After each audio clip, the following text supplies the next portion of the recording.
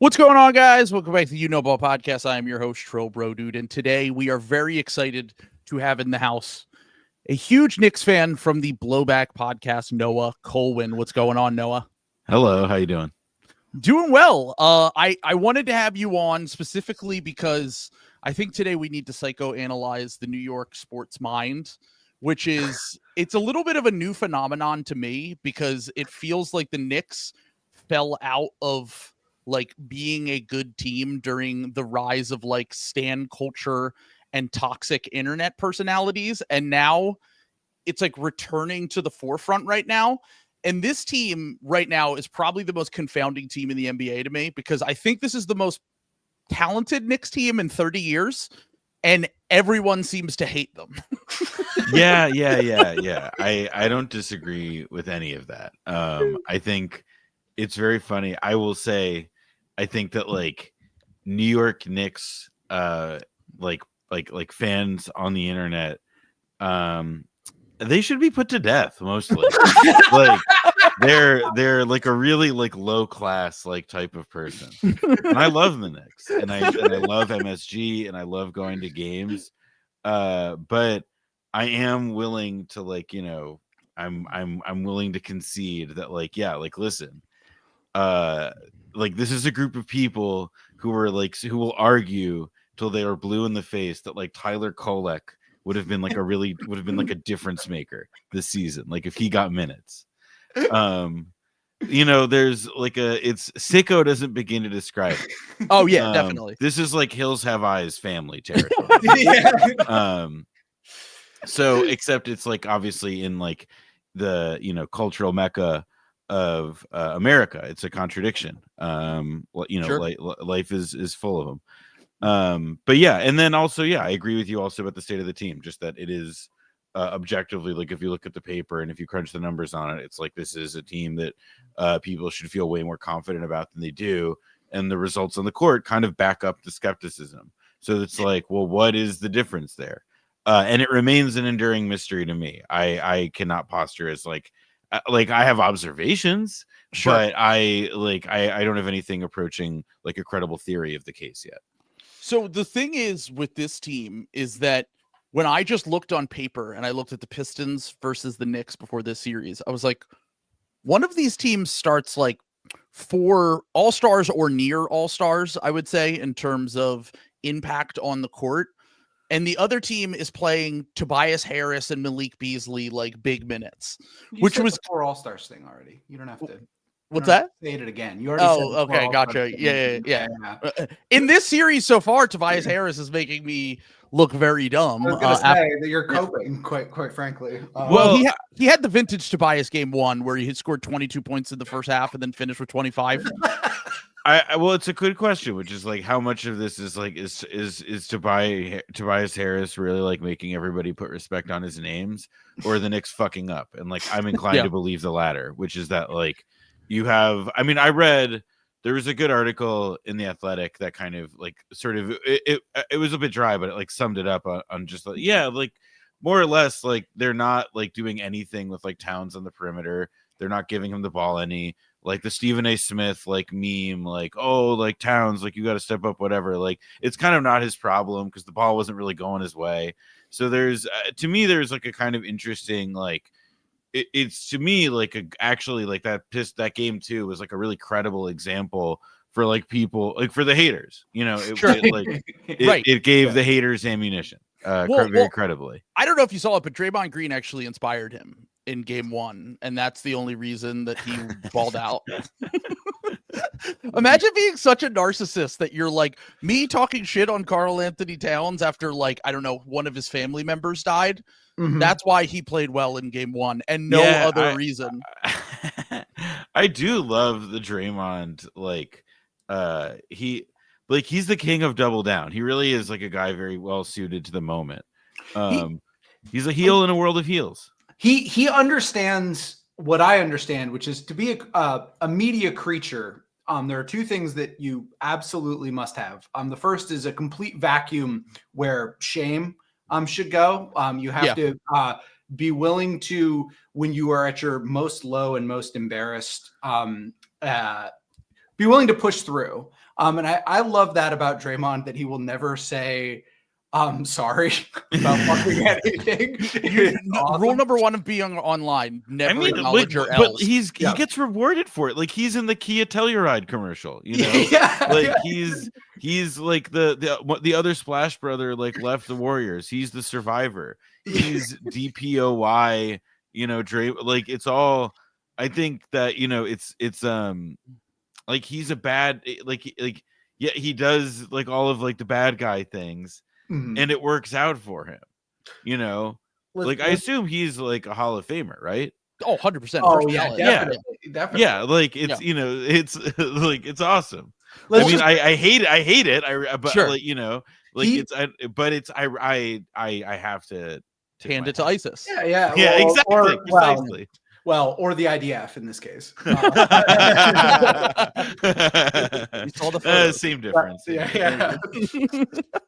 Not under any circumstances. No, I was going to say the NBA needs characters like Draymond for sure, just to keep things entertaining. 100%. I mean, we know as a podcast that mainly talks 80% about not basketball, that other things off the court are also part of the sell with the NBA. Well, and also like I mean, like like to me, like that's like remember Dylan Brooks and that whole thing and the the thing with LeBron, like that was awesome. Sure. And now Dylan Brooks is having like a good year, you know. Sure. But like, the Dylan Brooks thing is the only reason it's a little bit different to me is because I remember I had a friend who said that they were like doing like theater kid Grease style, like want to be the Detroit Pistons bad boys from the 80s. They were just like miming them. Whereas with Draymond, I do genuinely believe that he is like a psychotic person. Like I don't think he plays it up a little bit because he's a heel, but I think that deep down that he is genuinely a crazy person. Yeah, I mean, I generally believe that about all athletes, though. Like it's now, I mean, it's passe. By which I mean, like I've seen a lot of stuff about it on Twitter, so therefore it is passe. But like pitchers are fucking crazy. You know, just like if you are really good at like a single thing, like you are better than anybody. Like if somebody told you like, oh yeah, this guy's the best in the world at like flicking rubber bands across the room, you would expect that guy to be very weird from having dedicated hours to that pursuit to ostensibly become the best at that. And lo and behold, you would be proven right. Like the hot dog eating guy. Like he's portrait of normalcy. Exactly. Yeah. As people were saying on TikTok the other day, the autistic hyper focus that the pitchers are able to do, which just completely proves Robert F. Kennedy Jr. wrong on his statement that he made the other day.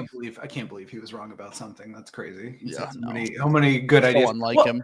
Well, and again, that's what makes Kevin Durant the true unicorn of this era is that he is just as miserable as the rest of us.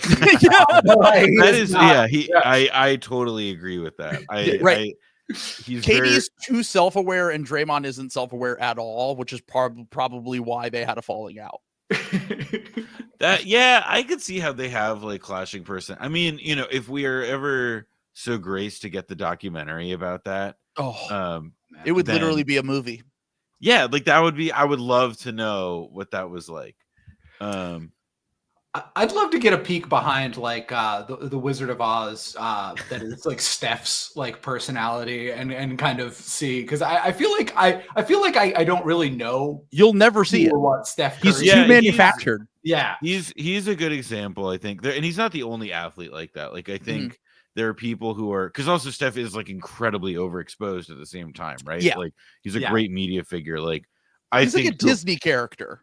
I think the Kelseys are kind of like that. A little bit. Like, like a little like Jason, a little less than Travis, but there's clearly like a quality there of like the facade is as ornate as the interior, but they are separate things, and like they're stupid and like dumb in like different ways. Right. But I think in the Steph case, like when I think of like Steph Curry. I actually explained, I don't know who I was explaining to, but I was explaining the end of Black Panther to somebody recently. I was like, yeah, man, it was like really a moment. Like you have to remember like the ending shot of that movie, right? Like he defeats like the radical, Michael B. Jordan guy. But then, like it ends with like they build like charter schools in Oakland. And like that's like the last thing in the movie. Like it begins with like, oh, we're smuggling Wakanda weapons to Oakland with like Sterling K. Brown, and then at the end of the movie, it's like, and now we are smuggling charter schools. And I think of that, and I see that, and I think I'm like, Steph, and low key, Andre Iguodala. I was gonna say JJ Redick cried real tears at the end of that, as he was a big person in the space of Brooklyn charter. Dude, I worked at Vice when that movie came out, and they had a thing. You know, it was like we work at a company like that. They'll send an email, and they'll be like, hey, first 30 people that respond to this email can, you know, get tickets to go see this thing, you know, movie, whatever. And people really forget that, like, in like the corporate HR, like, dare I say it, like, you know, kind of like DEI inflected like corporate style atmosphere of that time, like they straight up thought of like, oh, we're gonna get like a couple hundred people tickets to see Black Panther on opening night in like the AMC next to Penn Station and MSG, as like that's like a Black cultural event. Like this is like a diversity, right? Yeah. This Marvel going to see the Marvel movie.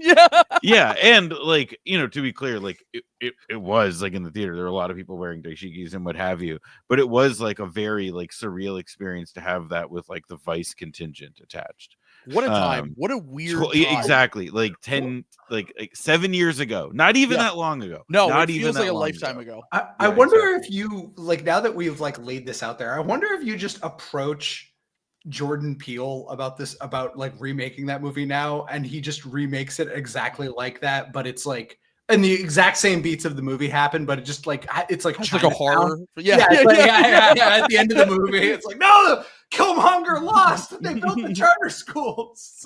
I mean, I'm seeing Sinners on Thursday, and amazing movie. That looks. I'm really, really excited. So I also think like it's.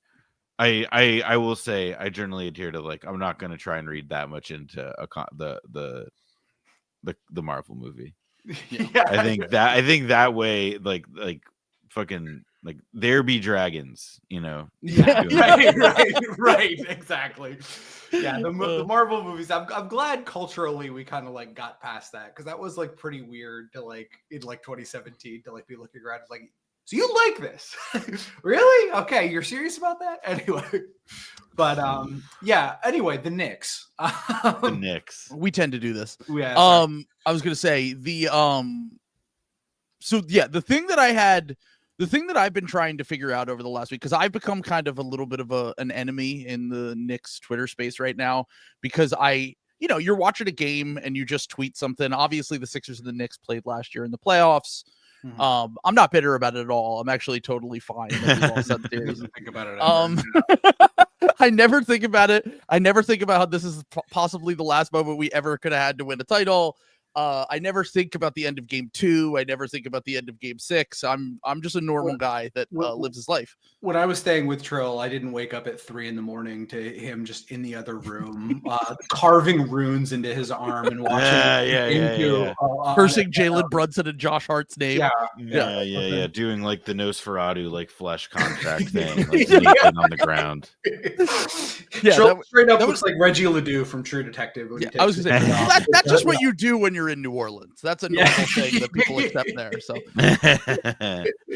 but the thing I was trying to say earlier was, like, the Knicks were their worst era, I would say. They had a pretty bad 20 years, but yeah, I mean, outside of that one season, there really isn't a ton to grab onto. This is the second best record they've had in the last 25 years. And I was looking at, like, when I talked about like the cultural moment with the fan stuff, like, since the team was bad in 2016 to 2022, what you brought up about Tyler Kolek, I think, is really important here, because they only had, Sam talked about this when we both lived in New York around that time. And Sam remembers going to work and all the Knicks fans at work loving Alonzo Trier. And I think this is a thing that all fan bases do, to be clear. I'm not saying that this is a Knicks-centric thing. Like, I'm sure I have unhinged posts about Jaden Springer and Ricky Council that you could find and dig up. But it feels like that era, because they weren't prominent and they weren't in the spotlight, and now they are back in the spotlight, it's a lot of the same habits are left over. And because of the fact that this 2016 to 2022 space, when they were kind of an underachieving, a little bit of a poverty franchise, to be completely honest, for that stretch, that they're almost like a relic from the past to me, where like a lot of the fans in the fan base are like the loudest parts of the Sixers fan base online, where it's like sports talk radio brain a little bit, where it's like, let's overreact to every game in an 82 game season.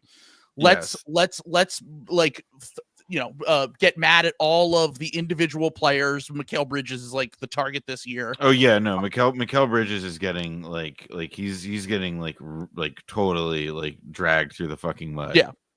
Yeah, and and obviously he was the guy that they quote unquote overpaid for in a traded 5 first-round picks. Dante DiVincenzo and Hartenstein were the guys that they lost. Hartenstein wasn't really their fault. What could they do? They couldn't pay him. OKC could. And the Dante thing is the other part of this, is that like Dante obviously has to be included in the Karl-Anthony Towns trade, but this team's identity completely shifted overnight. And while on paper it feels like their talent is more, it's just last year's team clearly had more just complementary pieces around Jalen Brunson, and caught a little bit of lightning in a bottle as well. I agree with that. I would also add a couple other things. I think that like the expectations were just so much lower. This is a team that like when they got Towns and they got Mikal, and even like with a healthy OG, like the thought was like, oh, this is now a title contention team. And like the first like month of the season, it was like, no. It was like, no, the 2 title contention teams in the East are the Cavs and the Celtics, and everybody else, especially the Pacers and the Knicks, are frauds. And I think the Pacers have like reestablished their reputation much more credibly since then. Halliburton clearly had some issues to start the season, but like they've readjusted, and I actually think that they're like frustrating and frustratingly scary. But I think that like with the Knicks, it's clearly that you're right. Like they had also this lightning in a bottle quality with the specific guys on the team last year, but like that was a team that had Julius Randle. You know what I mean? Like it's not. But he didn't play in the playoffs. No, he didn't. But so this is the idea of though. It's like, all right, so then it's like, like if we're gonna add somebody else and we're gonna trade something, like I think losing Dante DiVincenzo when they already had Deuce McBride, and they had other players who could like serve that. Like it made sense to me, and I think that in a lot of ways that like if you really think that the Knicks are like a good team, or a team that should be serious about playoff contention, then like it makes sense that you get rid of Dante DiVincenzo and get somebody like Karl-Anthony Towns. Mm-hmm. What's a problem is that if you don't actually get like who these players are supposed to be in terms of value, right? Like if Cat isn't like the offensive monster that he's kind of supposed to be, or if like in the case of Mikal that like he like doesn't have a 3-ball anymore for whatever reason. Mm-hmm. And so that to me is like, that's where like the mystery kind of lies. Cause it's sort of like, is this coaching stuff? Right. Like I had a friend text me like complaining, like Tibbs is like a relic. Like it feels like the last coach from the dead ball era still working in the league. Right. Yeah. And it's like, maybe that's true to a point. I do think it's fucking crazy to have as many people who are skilled 3-point shooters on the Knicks roster and just not take threes. Like it seems, especially in this league. But I don't know. I it's that part to me where some of the mystery is. But I totally agree about that identity shift. That like I think that the thing year to year is about the expectations. It's about them not living up to these heightened expectations. So it's like the dual movement of the expectations got raised and the performance seems to have gotten worse. Yeah. But like honestly, it's like these guys are also not all that old. This isn't like a window that's like only open for a couple years. They didn't like get rid of everything like the Mikal. It's a lot of picks, sure, but like the Knicks aren't like totally broke. Dolan seems to not be misbehaving. There is, to your point, like go back. The election probably turned him all the way up. Yeah. Well, I think you can't say anything because you want to go to the games and you don't want to be banned. I was gonna say the face technology. We can get you. Well, I just went to the Sphere and like, listen, man, I like going there too. Yeah, that's true. Yeah, no, I don't. I want to preserve all angles. Wait, who did you see at the Sphere? Just quick. Dead Let's go. I was really pissed I couldn't go last year at Summer League because they played during Summer League. Ooh, no, I went. I got 3 nights of beauty. Amazing. That's awesome. and I think Dolan not interfering is like, there's just it's like the Knicks still have this legacy. Like you saw the player poll and how all the players are like, who has the worst organization, the Knicks. And like if you looked at like the moment, like in media res, like if you looked at the moment as it is right now, you'd be like, that doesn't make any sense. Like they haven't done anything crazy. Nobody's getting crazy injuries from training. Right. Like people don't seem unhappy in a very big way with that. But then it's like, what is that actually? That's like the last 20 fucking years of history. Like coming together. Like that's like Isaiah Thompson, Phil Jackson. Isaiah Thomas, Phil Jackson, like all of these insane, management level disasters. Yeah. And now this is the first era where, Tibbs and Leon Rose kind of came in together. They've always been married. They've kind of been tied at the hip. And this will be an interesting, we'll see what happens for the rest of this series. But I think what you talked about with the expectations for this season by itself, if they don't like compete, if they win this series and they don't compete with Boston in the next round, then I think that Tibbs is the obvious. I agree. I think that is the consensus, like the respectable. Like I don't think anybody, because it's people like Rose.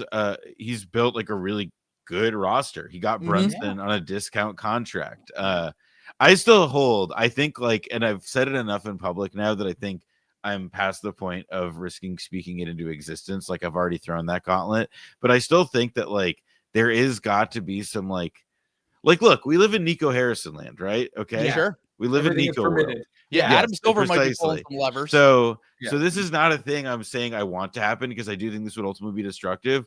But like, I do think it would be really funny if they like took advantage of the Brunson contract being what it is, and like knowing that a bunch of stars are about to come on the market, like Giannis or whatever, like do something insane.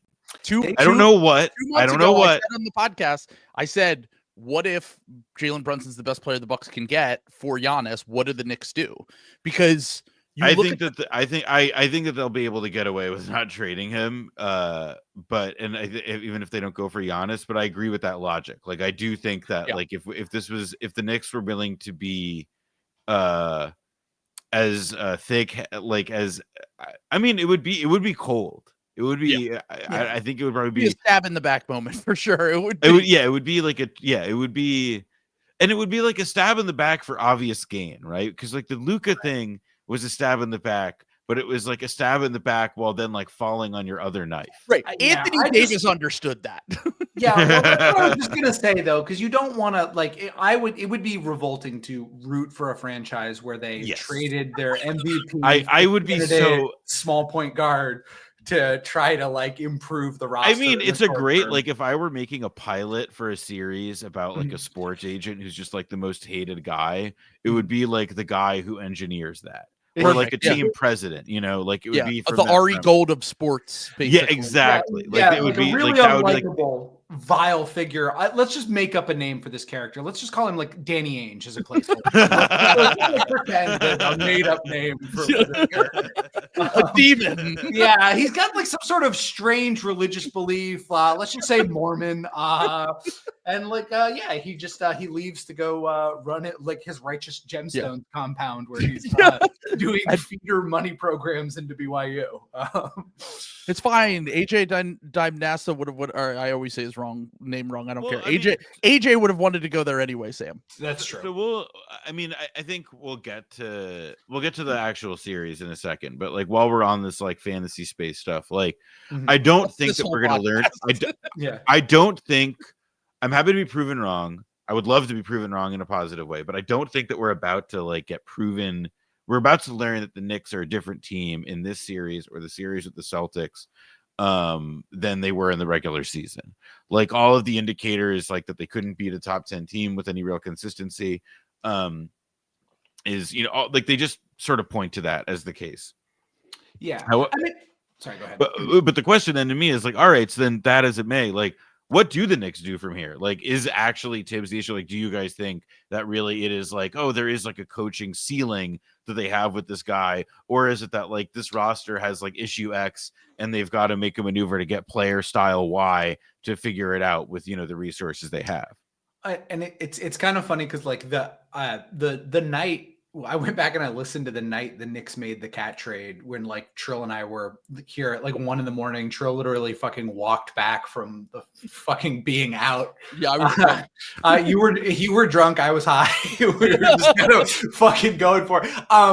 But I think we both came to the conclusion that like they kind of needed a transaction cycle. Like the cat trade, I think was anytime you can get Cat for Dante DiVincenzo and Julius Randle, you kind of do it. Like, I also want to emphasize, if it wasn't clear earlier, like the Dante DiVincenzo cope is like missing that you had a race car bed when you were a kid. Like, exactly. Yeah. Like I'm like, if you're actually like upset about like, oh, Towns got like 4 fouls in the third quarter, like stop it. Like I wanna like shake you. Like, get a hold of yourself. Stop being hysterical.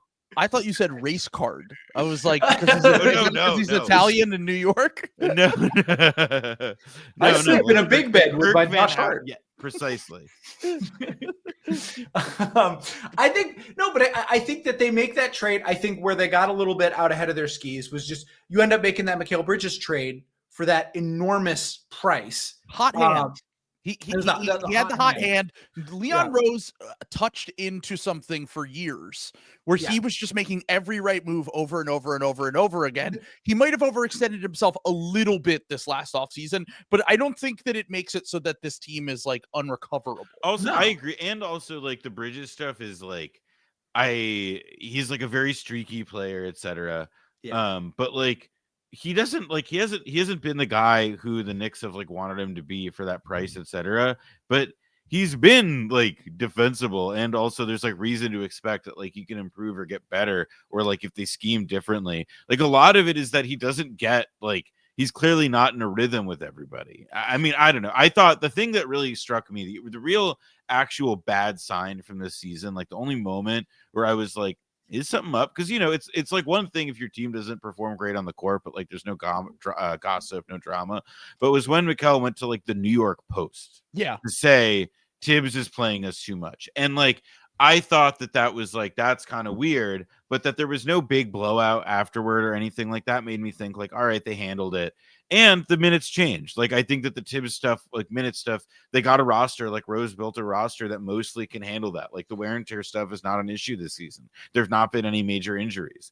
You know, Jalen Brunson was able to like deal with a sprain at the end of the season, right ahead of the playoffs. Yeah. Exactly. Like, you know, there's like it's worked out in that way or whatever, but it did like strike me as like pretty like not good that the guy who they traded 5 picks for went to the fucking New York Post to say not great. Yeah. Like we're getting played too much. He has to reach into our bench, which by the way, actually gets the real issue with this roster, I think, which is the that depth is nothing. It's awful. Like there's like 5 good players and then a bunch of below replacement. Well, Campaign, my guy, who I love Campaign. Campaign's great. Love Campaign, but also if you're relying on Campaign to be a source of consistent offense for you, that's a roller coaster. Like he is a guy who will like have a game 1 and then he will disappear for a few games and then he'll have like he's once again there's a reason why he's a microwave scorer. I saw him at a game at the Garden like against the Wolves. I think it was a Wolves game in January.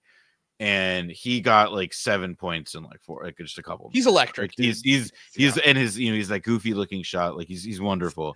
No, I think, and even look, I like razzing on Landry Shamet, but it's clearly more that for the lineup that they run, because they have again like Deuce McBride, great, Mitchell Robinson, like fucking like he's one of the best backup centers in the NBA. Yeah. Like it's just like it's those like the first 7 are really good. It's when you get to Precious Achiuwa and Landry that you start getting in.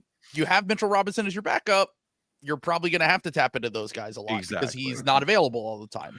Well, this is kind of where I wanted to go at because I agree with you. No, I actually don't think the Knicks are like dead going forward. I think they're effectively dead. I do think second round is kind of their ceiling for this playoffs, but I do think there's a lot of ways to kind of pivot out of this because like again they threw this team together kind of at the last second.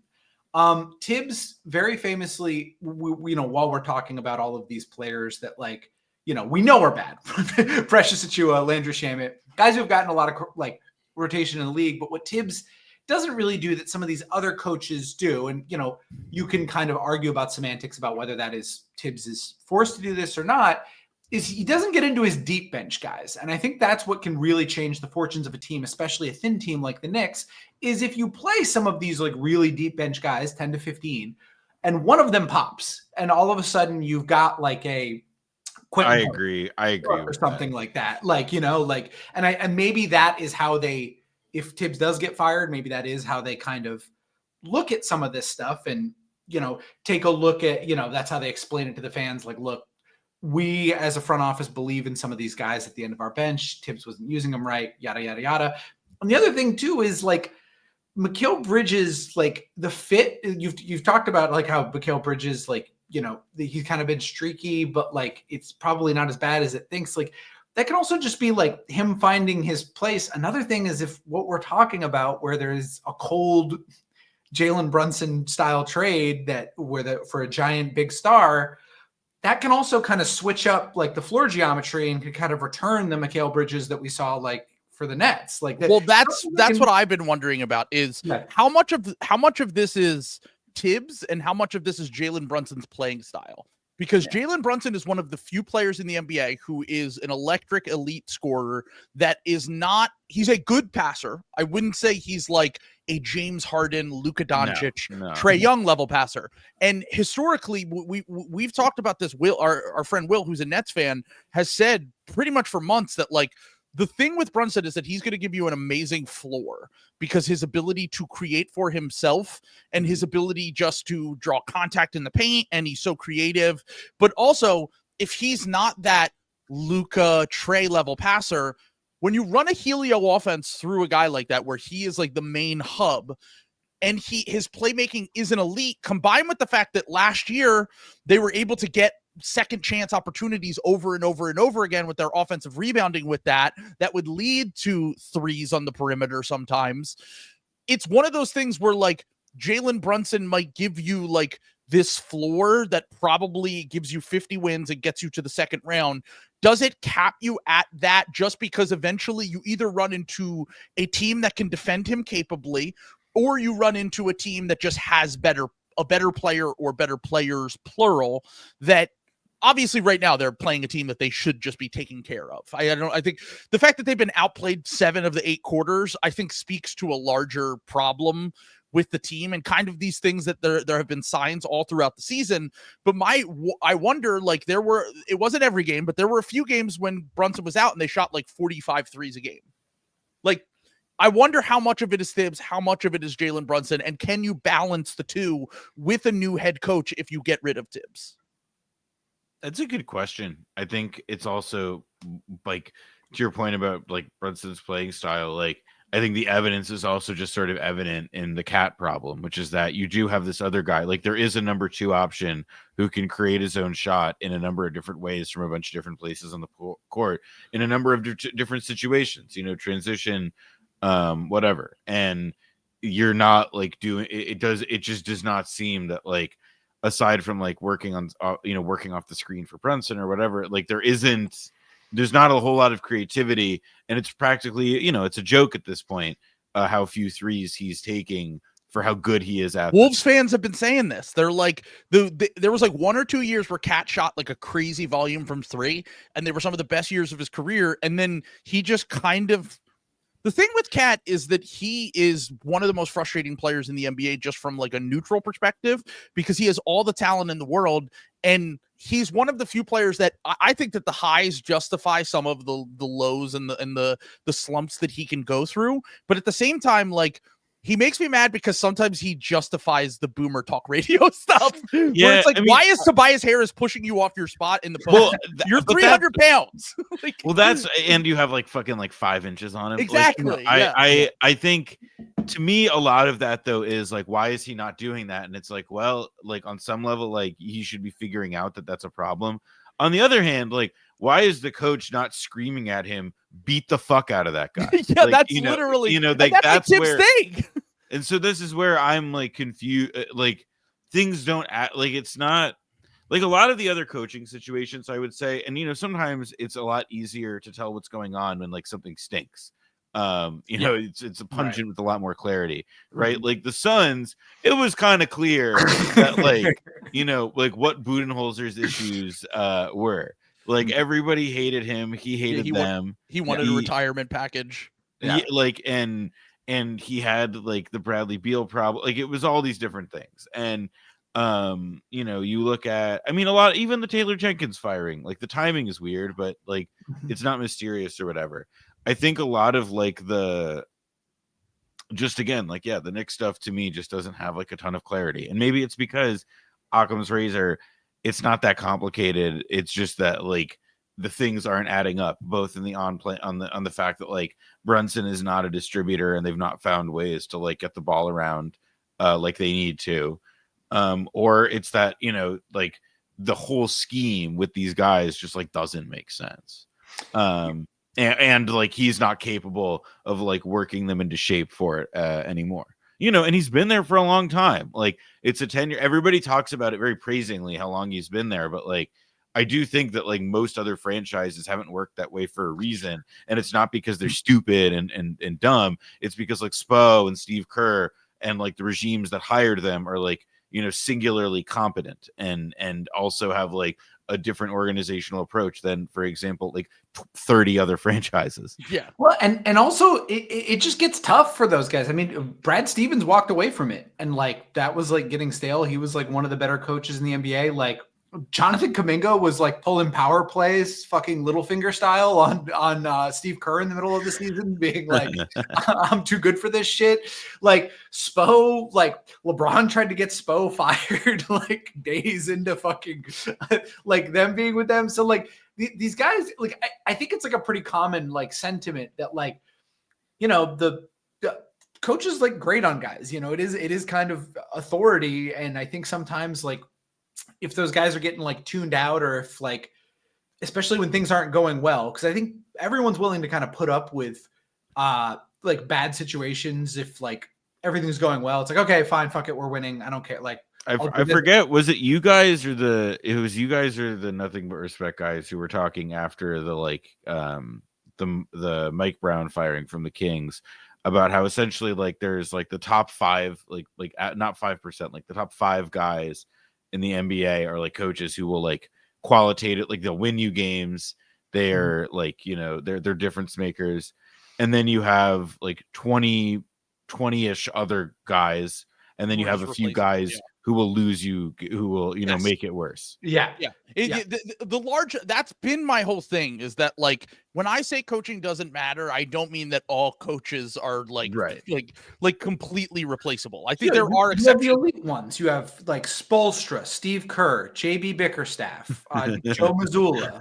Clearly in this series, JB's got the boys playing. I'm just gonna say, well, he is like JB Bickerstaff is clearly a good coach, and he also clearly, like, I think it was telling that Stewart was off the court when that game happened, because I think that they're playing quickly, they're like playing, like they're just doing all these things, like getting the fucking Knicks faces, and like, even if you're as outraged as I am about how a ton of the calls did or did not go in that game, it is just like clear that like, oh no, the Pistons were playing, like they were better, like they won it.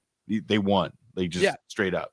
And that there was, and it was not especially like, at no point did it really feel like the Knicks had them like figured out on like a systematic basis. Whereas like the Pistons were like, making sure that like, they were doubling up really quickly. They were doing, they played with a ton of energy. Can they sustain that for 5 games, etc.? Like, again, different question, but it was like super clear that they, like, the fact that the Knicks couldn't handle that is like, like a very foreseeable red flag. They're in the honeymoon phase with JB, though. That's the thing, is that like this is where Tibbs was his first 3 years with the Knicks. Yeah. And there is a honeymoon phase with these like tough. I made a comparison. You after winning your first playoff game for your franchise in 20 years. Yeah, exactly. Yeah. You can pretty much do whatever you want. You get a buffer for at least. Do you think it's there is something like connected in like the Geist, like the world spirit, with the fact that like that's happening just as like Joe Dumars is like You know, And then they hired Troy Weaver today, their old general manager, to work with Kumar's hand in hand. All right, you're telling me that this? All right, I know I do my conspiracy theory shit with the night of the Luka trade happening. I said, are we about to fully defend, just fall into fascism and all that shit? And do the Adelsons know? And blah blah blah. I'm telling you, the league is suicide bombing the New Orleans Pelicans right now. They want the Pelicans to they move. want them gone. Yeah, they're sabotaging them. Yeah, that's such a fucking bummer, man. They're such a fun franchise. I know they're a fun franchise. They lucked out with like Zion, and then it didn't really turn out that they lucked out. And I don't know. It's all and like they're like New Orleans should not just have the Saints. Sorry. I think that that's lame. I think that the it city has so much people potential when you go.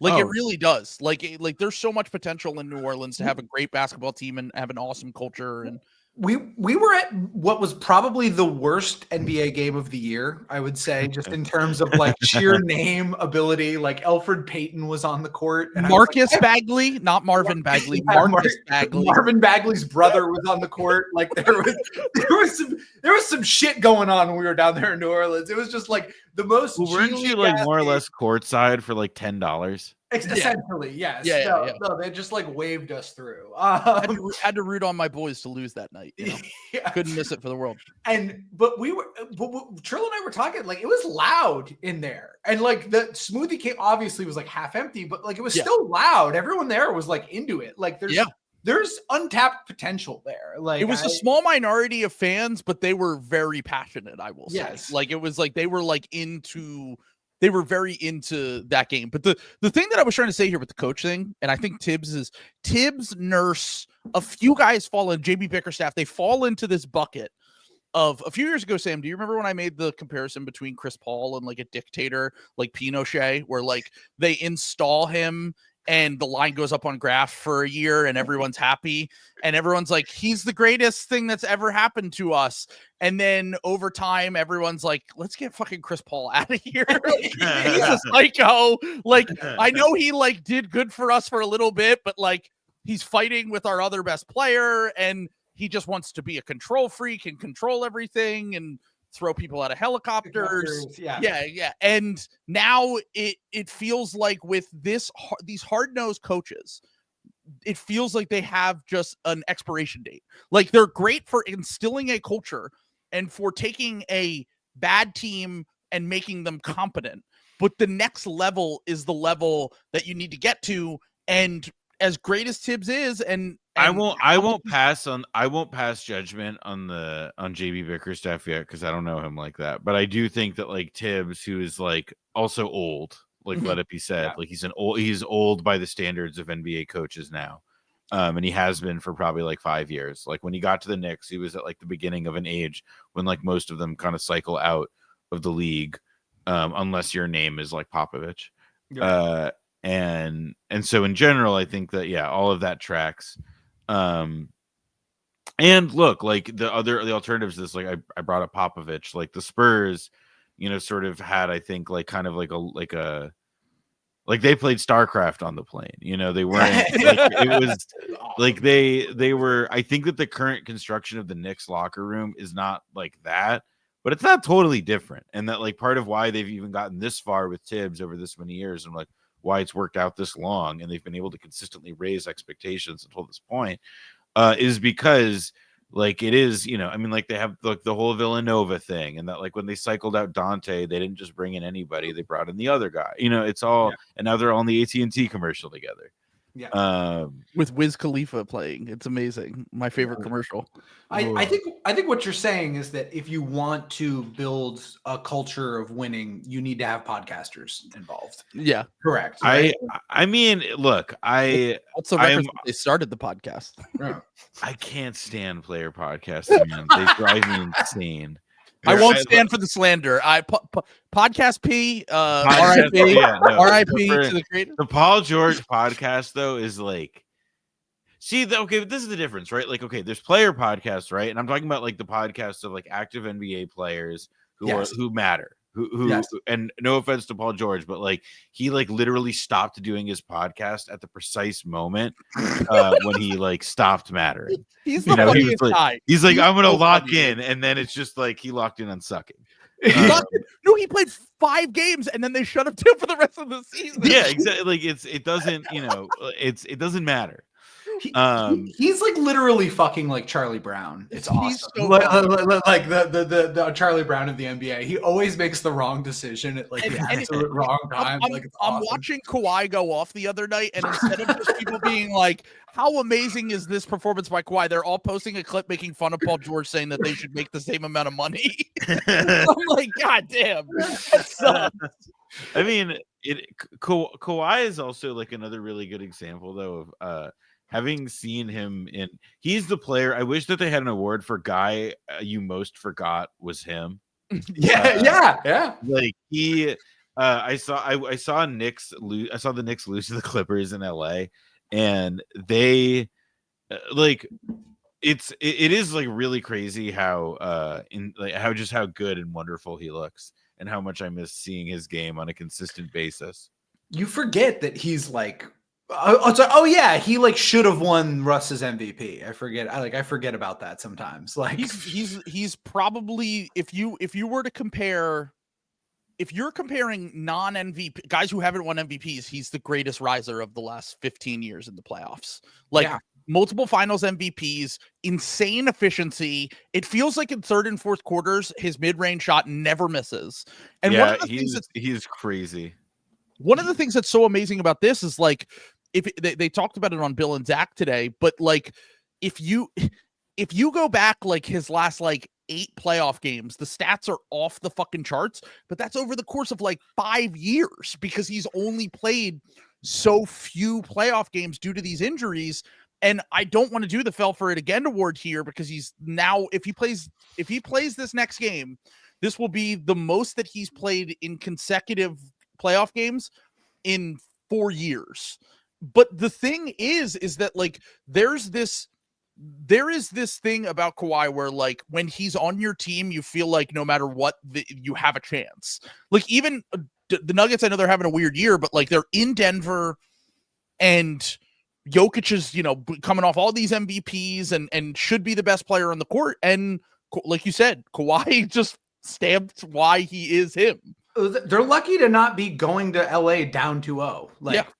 That absolutely like could have, like the Clippers had to have one of the most bozo mode ever ends to game 1 for this to be a tie game, like going back. I think the Clippers are like clearly a better team than the Nuggets. I agree. I still think the one thing that the Clippers have against them is that they're really old. And like it's not it's like there's some hypothetical balance of like playoff experience and age, and you don't want to be on the wrong side of either one too dramatically. Mm-hmm. And with them, like I think that they're playing with it a bit when it's like the 2 best offensive options on your team are James Harden and Kawhi Leonard in the playoffs. Powell fucking is sick, and Zubats is like can do stuff, but like they're not like the primary shot creators, the primary, like they're not who the offense flows through.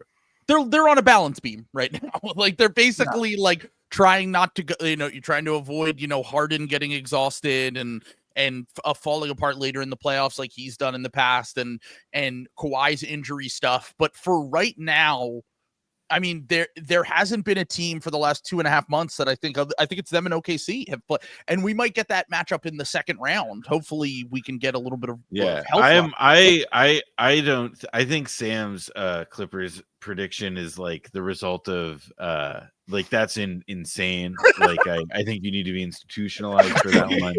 I agree with that. But I do like I understand it. I understand the illness. With the way that, all right, here's the thing.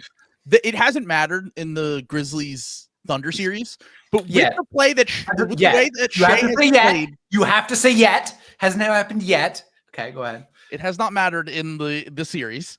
And look, lulling them to a false sense of security. Sometimes when you beat a team by 50 points, you start getting cocky and arrogant. So you got them right where they want them. You thought they're so overrated, they're actually underrated. Correct.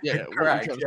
Yeah. But the thing with that is like SGA hasn't even had to play well, and I'm certain he will play better in this in the future, but also I think that the league has moved a little bit away. Well, we've talked about the importance of your fourth and fifth best player as opposed to your first and second best player. It's not to say that guys like Kawhi and Jokic can't literally shift a series by themselves within Shane's shot making and playmaking and just their overall gravity. But it's to say that you can't play multiple bad players at a time and expect to win multiple rounds in the playoffs. The OKC thing is like they're playing 7 to 8 quality, like near starter level players, if not full on starter level players. And the Clippers, while their stars have done a great job carrying them and their role players have done just enough, I feel like against a real deep team, those holes will be poked at a little bit more. We've seen it a little bit with Norm defensively, and then just the shot not falling. We've seen it with Chris Dunn on offense at times in the series. And I just feel like eventually Bogdan, I almost think Bogdan can't even play in that series because his defense is so bad. And so I just look at this Clippers team and I go, I want to believe is what I'm trying to say. Like, I think it would be a great story if we got the Kawhi renaissance coupled with like the rewriting of James Harden's career, but I'm not going to fall for it again when I think there's a historically good team on the other side that hasn't given me any reason to doubt them based on their first 2 playoff games. Mm-hmm. I mean, do you think that there's any problem though with like evaluating the Thunder on the merits of that? Like they are literally like dropping the hydrogen bomb on the coughing baby. It is like, I understand that like, it's like, wow, the Thunder look really good. Shea doesn't have to even do that much right now. Like you might as well be asleep. And you know, like I get that, but to me, that's also like, well, yeah, because they're playing against like the second Twin Tower falling down like, on the basketball court. I agree. I said in our podcast preview that I thought that this was they were absolutely outmatched, that this series was going to have 3 blowouts in it and then maybe 1 close game or 2 if they. I'm not seeing that close game. I will say they had a chance last night and OKC just pulled away. So I agree, you know, like, because we're going to get, you know, we have had the 2 Oklahoma City blowouts and we get the Memphis blowout in the next game. Just kind of like that's how every series works. That's right? It's exactly how it goes every time. The John Morant game. He's pulling out. Yeah, Nike is gonna like they're gonna like send somebody to Dagno's house and be like, listen. Listen. You know how shoes get sold? Do you, punk? Well, you just got to hope that New Balance doesn't have shooters for the second round because Kawhi's a New Balance guy. I've seen him on commercials with Jack Harlow. They sent Jamie Dimon there. Like, look, the tariffs and like Thailand and like the way we're making these shoes, man. Like, you got it. He's got it. We're looking at. He needs like Chet Holmgren to like taste his nuts. Like, it's got to happen. We need to have like one of these things. Side of oxtail. You think the kids are buying Aaron Wiggins shoes? No, no. You need to get out there. Look, it'll be fine. It'll come back together. I think it's like really interesting. I was thinking about this when we were talking. Is that this Knicks Pistons series is very similar. Not necessarily it's good, but it's like. It's a series that's looking very similar to me aesthetically. We're gonna get more of this, but the Warriors Rockets series, yeah. I feel like, you know, like they're not as old. The Knicks aren't as old or crafty as the Warriors, but they are like tired and like overwhelmed. And on the other side, you have a young team that's kind of feeling themselves with a lot of energy. And I feel like it's a very similar tactical skill. Like, you know, the Knicks do have the offensive capability to like blow the Pistons out of the gym. But do the Rockets have anybody who's like as good a scorer as Cade? I was just gonna say, I would say Şengün is probably a similar level scorer. I think Cade's a better player, but I think that Şengün is probably a similar. But they both kind of are not. I'm not saying this as like slander. I think they're both going to get better, but I think that they're both a little bit inflexible in their play style. Like they have to have things run through them a little bit. They're not guys that like you necessarily would like think to pair with other star players, but in their current context, I think that they're probably similar-ish. Cade's probably a little bit better, to be clear, but especially because he could just operate from the perimeter and create out of the pick and roll a little bit better. But the thing that I just look at when you bring up those two teams is like, one team believes in Jalen Green and is playing him big minutes, and the other team, while they might have flawed players on their team, has a player like Cade, who, look, we both thought he was going to struggle in this series. We thought game one was going to happen a lot throughout the course of this, because Tibbs, the one thing he has been able to do in his career is scheme a way around stopping star players and make sure that they can't beat you. And to Cade's credit, in game two, he kind of figured them out. Like, he figured out what they were sending at him, and he was able to take that opportunity and turn the ball over less and score a little bit more efficiently. And I honestly, like, when I contrast those two series on paper, I think the Rockets have more good players. I just think that like, if Jalen Green plays the way that he played in game one, I don't know how in the modern NBA you can survive a player playing that poorly, that takes as many shots as he does and is a focal point of your offense when you're trying to go up against an experienced, older, like, legit championship previous squad in the Warriors. Yeah, scholars of human civilization call this the Kuzma trap. He's got aura. He's a handsome guy. No, he is, but it's like, you really can't, like, I agree. I think the other thing, though, that's kind of funny is that they both have, like, a Thompson. Yeah. And they're like strangely dynamic and compelling in different ways. Although I suppose it's, like, indisputable that Amen has, like, the higher ceiling and is better. Yeah. Well, not according to Sam's theory, is that they have the same DNA. Yeah, I was gonna say, I'm so someone's gonna trade for Asar, and they're gonna be like, "Wow, he looks a lot like." So, like, if we were, like, playing 2K, I could trade you Robin Lopez for Brooke. Yes, exactly. 100%. Keegan Murray for Chris. Look, I'm a material conditions guy. Like, I think that ultimately your state is determined by your thing. So, like, you just gotta put him in the organization for it. I will point out, not after game two, but Asar was better in the playoffs through one game.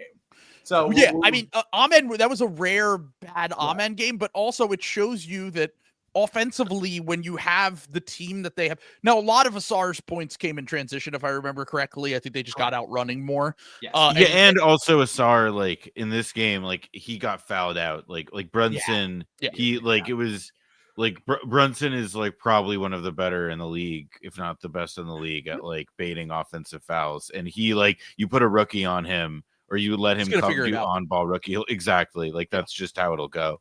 That was, like, his agenda. Like, I think if I remember correctly, he held up 6 when he got. Oh, yeah. No. Brunson, Michael Jordan. And Asar was like, but I mean, I would too if I were him. I would be furious because like, he kept, like, but that to me is, again, like, that's the kind of thing you expect in this series, right? That, like, when you have, like, young guys playing these, like, heavy minutes, that, like, even if they have great aspects of their game, like, there's stuff that the guy who's, like, you know, who averaged 40 plus points in the playoffs last year or whatever, like, that he'll just be able to do to you. I guess that's also part of why, like, the Nuggets to me have appeal.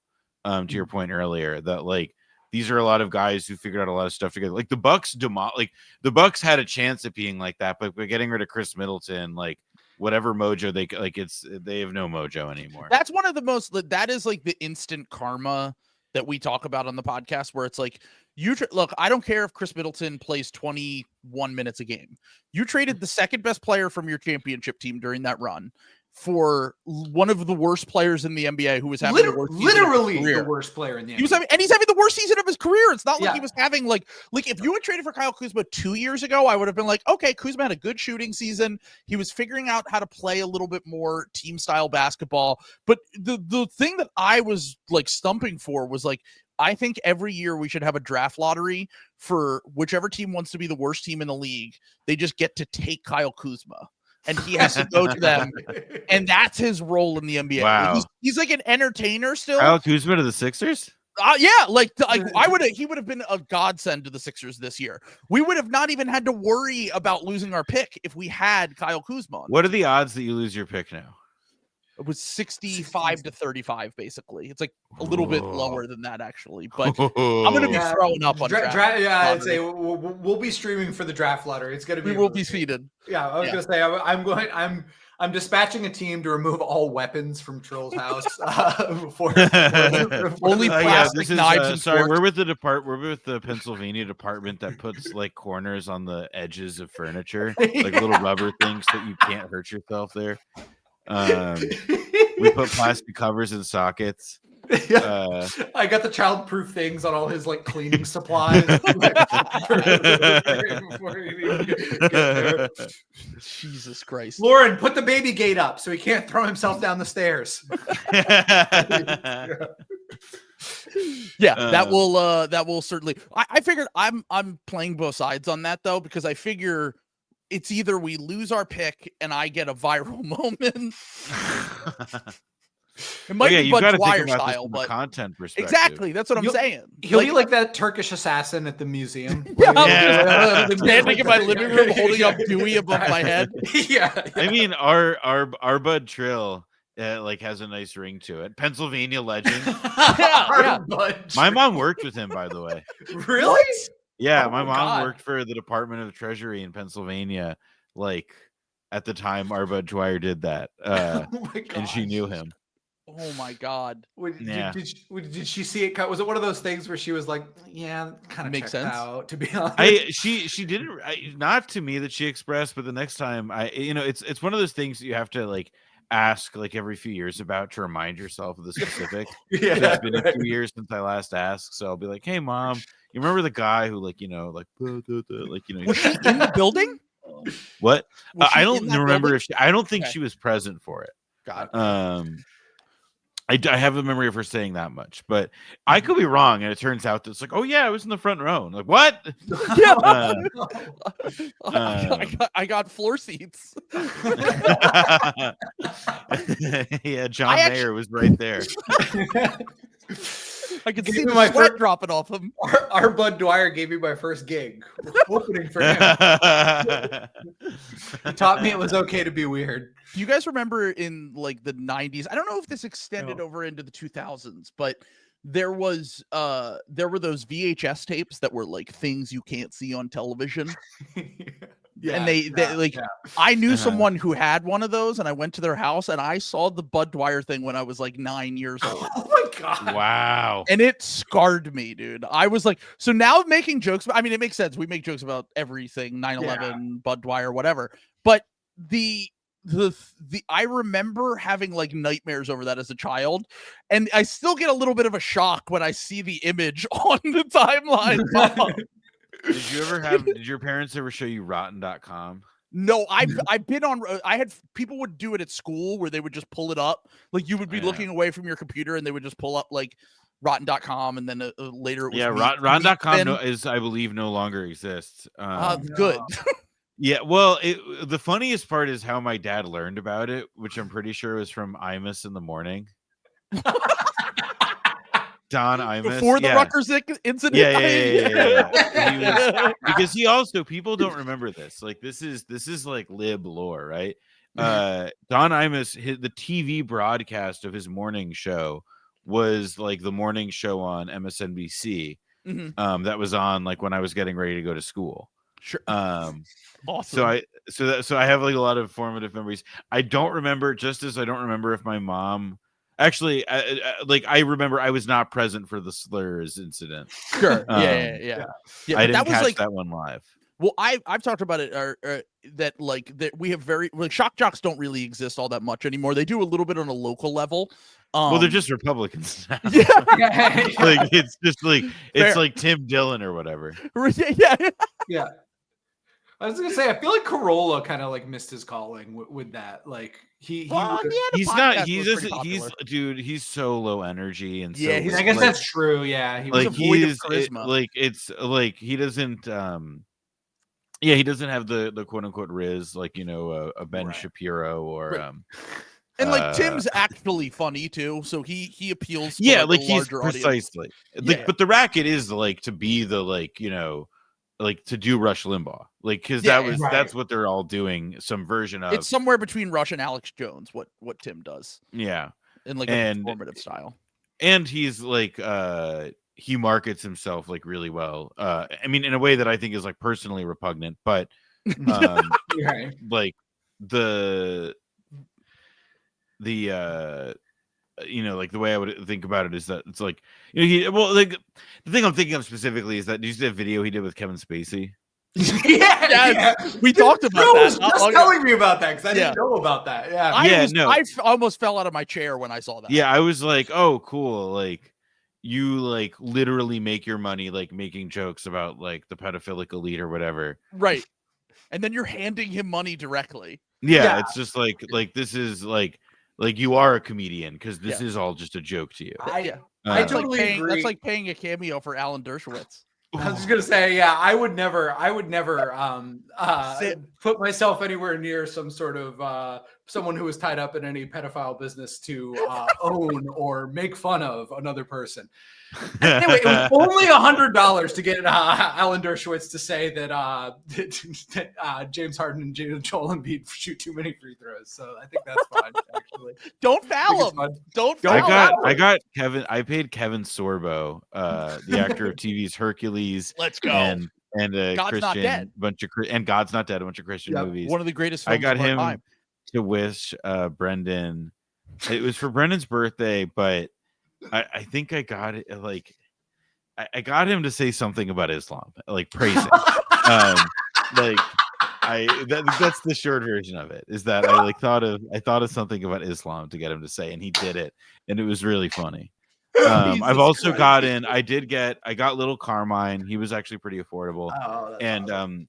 I mean, this one was a little bit sad, I'll say, but the guy who did Jar Jar Binks. The guy who just got like slandered in the early internet era when like everyone just despised him. Yeah, exactly. Like it's a little bit like he's a guy who, if like right now, right, if you voice like a hated character for a Disney property, like provided it's not hated for like gay and trans stuff, but just because like it was bad or whatever, like you're fine. Like you're not like people aren't gonna hunt you down in the way or like view you as like having like the Phantom Menace, like whole shit. Like he was like one of the guys who like got stuck with the check essentially for the fact that it was such an underwhelming experience. Yeah, he literally was like basically how people treat NBA players now. Yes, yeah. Except now it's people. I think NBA players, I will say, like I'm scared for athletes. I think this future where everything is just about betting and stuff, like, and you've got like at any given like baseball game, like two people's mortgages are riding on like a second base hit. Like it's like that sucks. And I don't like where like I'm not to be like paranoid, but like I don't think that leads in a good direction. No, the fact that the league is getting involved with it is like in all the leagues in bed with all of them. Like it's crazy. Yeah. I don't know. We've said this like since like the first time Trump got elected, but we are like increasingly living in an Adam Curtis film. So I don't think like anything is like off the table in terms of like, I don't think there's any, I used to get like mad at people like during like Trump won, or I was like, well, that's not going to happen. You know what I'm saying? Like for being like a little too like histrionic about stuff. And Sam said that I asked Sam if he had 5G in Maine, and he said 5G in Maine means it's just 5 gerbils running the internet on a wheel. What's a broadband? Like what it is. Yeah, a broadband is a kind of saw. No, I mean it's just women group. That's what we call the chicks up here. Is a broadband. All right, Sam. Got him. We're back. We're done talking about fascism. Okay. But we do need to talk about the Lakers. Yeah. I'm going to let you guys to it, but before I leave, I did want to give a shout out to my friends who actually hipped me to Uniball in the first place. Let's go. So hold on. I have to read some names here. Give me a moment. I want to give a shout out to Giancarlo Infuso, Dexter Los, Asher Dark, John Semley, Marshall Ratliff, Nick Patel, Owen Satrin, Peter Cleary, Trevor McGuire, and Will. That is Condiment Corner featuring Suckle Chat. Thank you guys. It's they were expecting that, and I delivered. Well, thank you to all of them for putting you on to Ball. Thank you, Noah, for joining. It was a lot of fun, and you certainly do know ball. So Well, thank Yes, you. No, I exactly. appreciate it. I'm glad I was able to give the impression of knowing ball. And I will continue listening happily. Take it easy, Let's guys. go. Peace, dude. We appreciate it. Thank you. Peace. Let's Shout get out to Noah, by the way. We love also, if you guys like haven't listened to Blowback, you really should. It's one of the best. Like I didn't want to like say it with like Noah here, but he kind of hipped us to like what season 6 was going to be about. It takes place the 1940s, the invention of a new country, and they're talking about the big event that led to, and that is of course the Luka Doncic trade. So they are going to be covering that in the next season of Blowback. So Let's look forward go. to that. Yeah. Yeah, well, you don't want to miss when that drops. The Nico Harrison episode's going to be a movie. So we do have to talk a little bit about. We'll save the OKC stuff for later because I know you won't give J-Dub an apology until he does it against a real team, even though you said this series was going to go 7. I didn't say this series was going to go 7. I said it would go 6. I think. You sure about that? I'm sure that I think I started saying that it was 7 and then realized even I couldn't get there. It is very funny that you wish cast the Pistons and the Knicks being like a competitive series and then backed out last second. I know. But you still had to go against the grain in one way, and you chose the one series where it felt like there was almost no chance that would happen. I'm not giving up. I'm not giving up hope yet. I mean, let's just say I did watch the end of that horrific. I watched that game. The thing is, they are kind of front runners. Okay, they're kind of gashing them like in transition and like them turning the ball over. What I said about the Celtics last year. It's fine. It's fine. It's not. The Celtics have won if they didn't have such an injury path? Like look, they might. The Thunder. Who's to say? Who's to say anyway? Well, luckily, let's talk about Thunder won't have to play the Clippers in the next round or anything. They're the best injury team in the NBA. But let's talk Lakers Wolves for a little bit. Yeah, because that once again did I after game 1, I'm glad we didn't record because I was on stream last night. Like, God damn it. I did it again with the Wolves. I felt the same way. If we had a podcast, cards on the table, I would have been like, nope, I should have picked this. The Wolves are going to trounce them. Like I would have totally folded. Like if we had recorded in between. I was saying the warm up for game 1 thing with LeBron is just cope from Lakers fans and LeBron fans. I was like, he's 40 now. It's different. I think that we need to now just analyze like the value of good depth and a team that can put 5 good players on the court that are all athletic and can handle the ball and can create for themselves. And some of them can create for others and they can just fuck you up defensively with their length. And then last night they came out and they scored they had 68 points with 4 minutes left or something. It was disgusting, their performance last night. But the Lakers obviously got up for game 2 in a way that I expected them to have a little bit more to say in this game. But I think it's safe to say that playoff Luka is real and back and our friend because he's been pretty much he's very obviously been their best player in this series. Last night, the first game, the Lakers were missing all their open shots. The Wolves were making all of their open shots.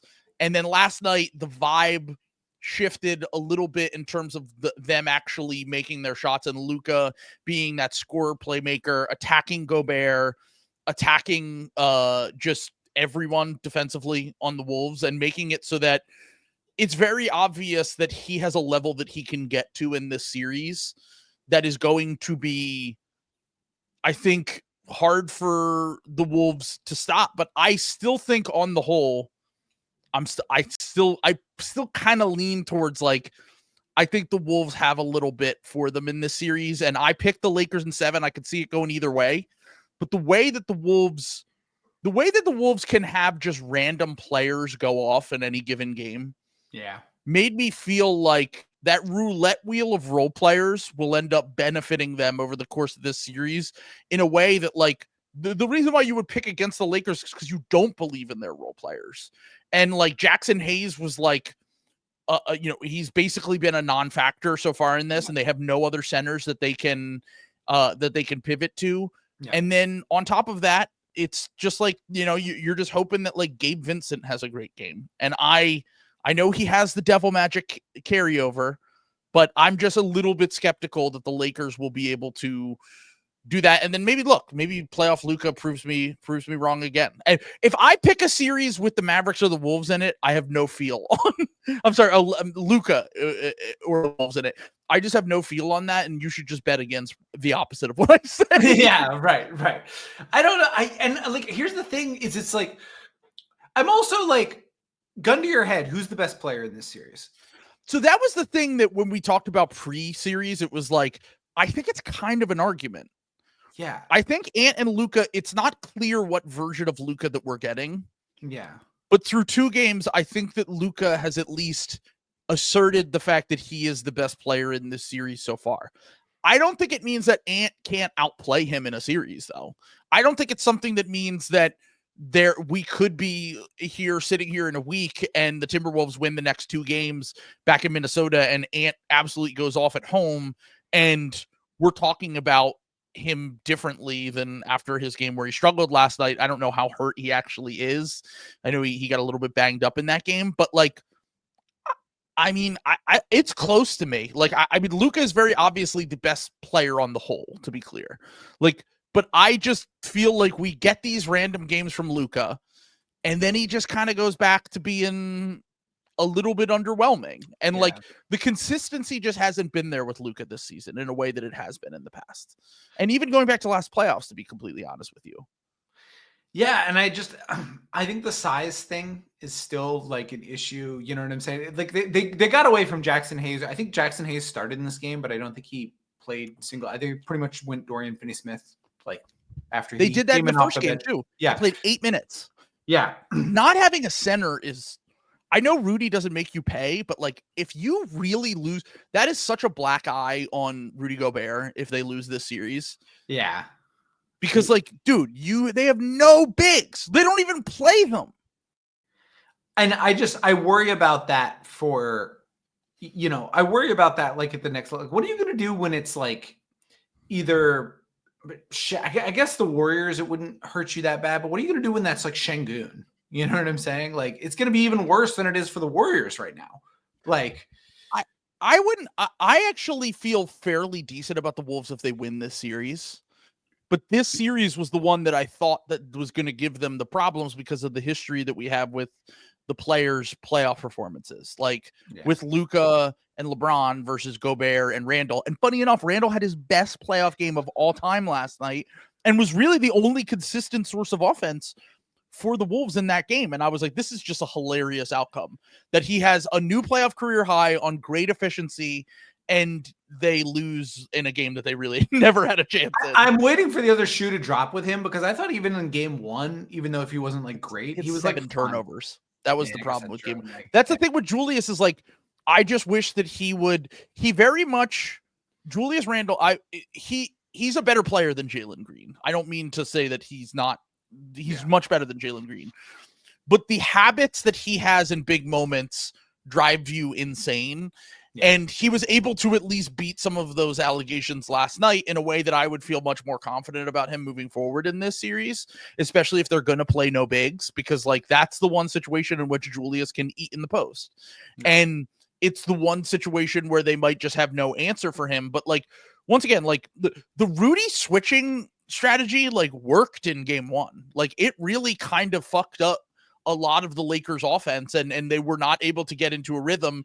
And then they had answers for it a little bit more in game 2 because you got to give it to JJ Film Room. Yep.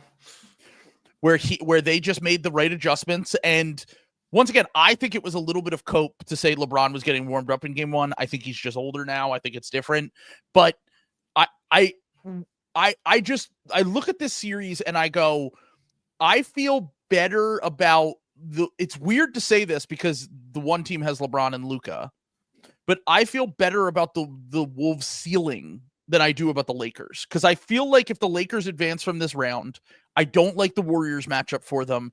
And I'm not even sure I love the Rockets matchup for them. I think the Rockets matchup is kind of bad for them, to be totally It's like honest. complete opposites. Yeah. Because it's like they have the rock ball style that the Rockets try to win with is like the complete opposite of like the space you out style that the Lakers are going with, but also like the athleticism and the youth of a team like the Rockets. We saw it in multiple matchups with the Lakers and the Warriors in the regular season. I don't believe enough in the half court offense, which is why I picked the Warriors to win the series. But like, if they somehow do get through to the next round, that's not a matchup I think that the Lakers would love to see, because I just think that I guess if they do beat Minnesota in their defense, that I would have to hand it to the fact that like that just means that Luka is Luka again, and none of this stuff really matters. Can you imagine if the Thunder's path was Grizzlies, Nuggets, Rockets?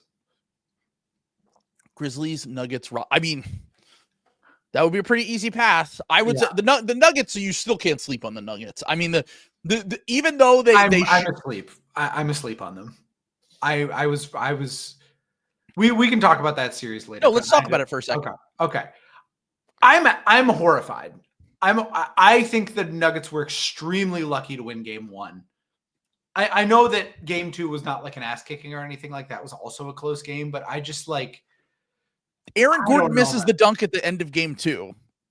I know. That's the thing, is that Aaron Gordon missing that dunk at the end of game 2 swung the outcome. It's not just, once again, I don't want to do results-based stuff for very close games, because those games are generally coin flips. And if you have one of Jokic or Kawhi on your team, it can go either way based on the game, whoever is just that gets into a better role. I just want to say one last thing. Okay. I think Russell Westbrook has actually been really good in this series. I agree. I totally agree. Yeah. Considering he is Russell Westbrook. Yeah. It's obvious, like, Jokic has not been Jokic in this series, like especially at the end of the last game when he was gassed and turned the ball over 7 times. But you have a high standard for Jokic because he's Jokic. Russ, obviously, the bar is under the building. Like, we don't have a high standard for him in big moments or playoff games, but like his offensive rebounding in game 1 and the game-winning shot he hit was the reason they won that game. Yeah. Yeah. Even if he wasn't the most efficient, even if he still had a few Russ moments, Russ has been, and he did this a little bit with the Clippers when the other stars went down. I think that was 2 years ago, if I remember correctly. Right. Yeah, I think it was against the Suns 2 years ago. But like, Russ being playable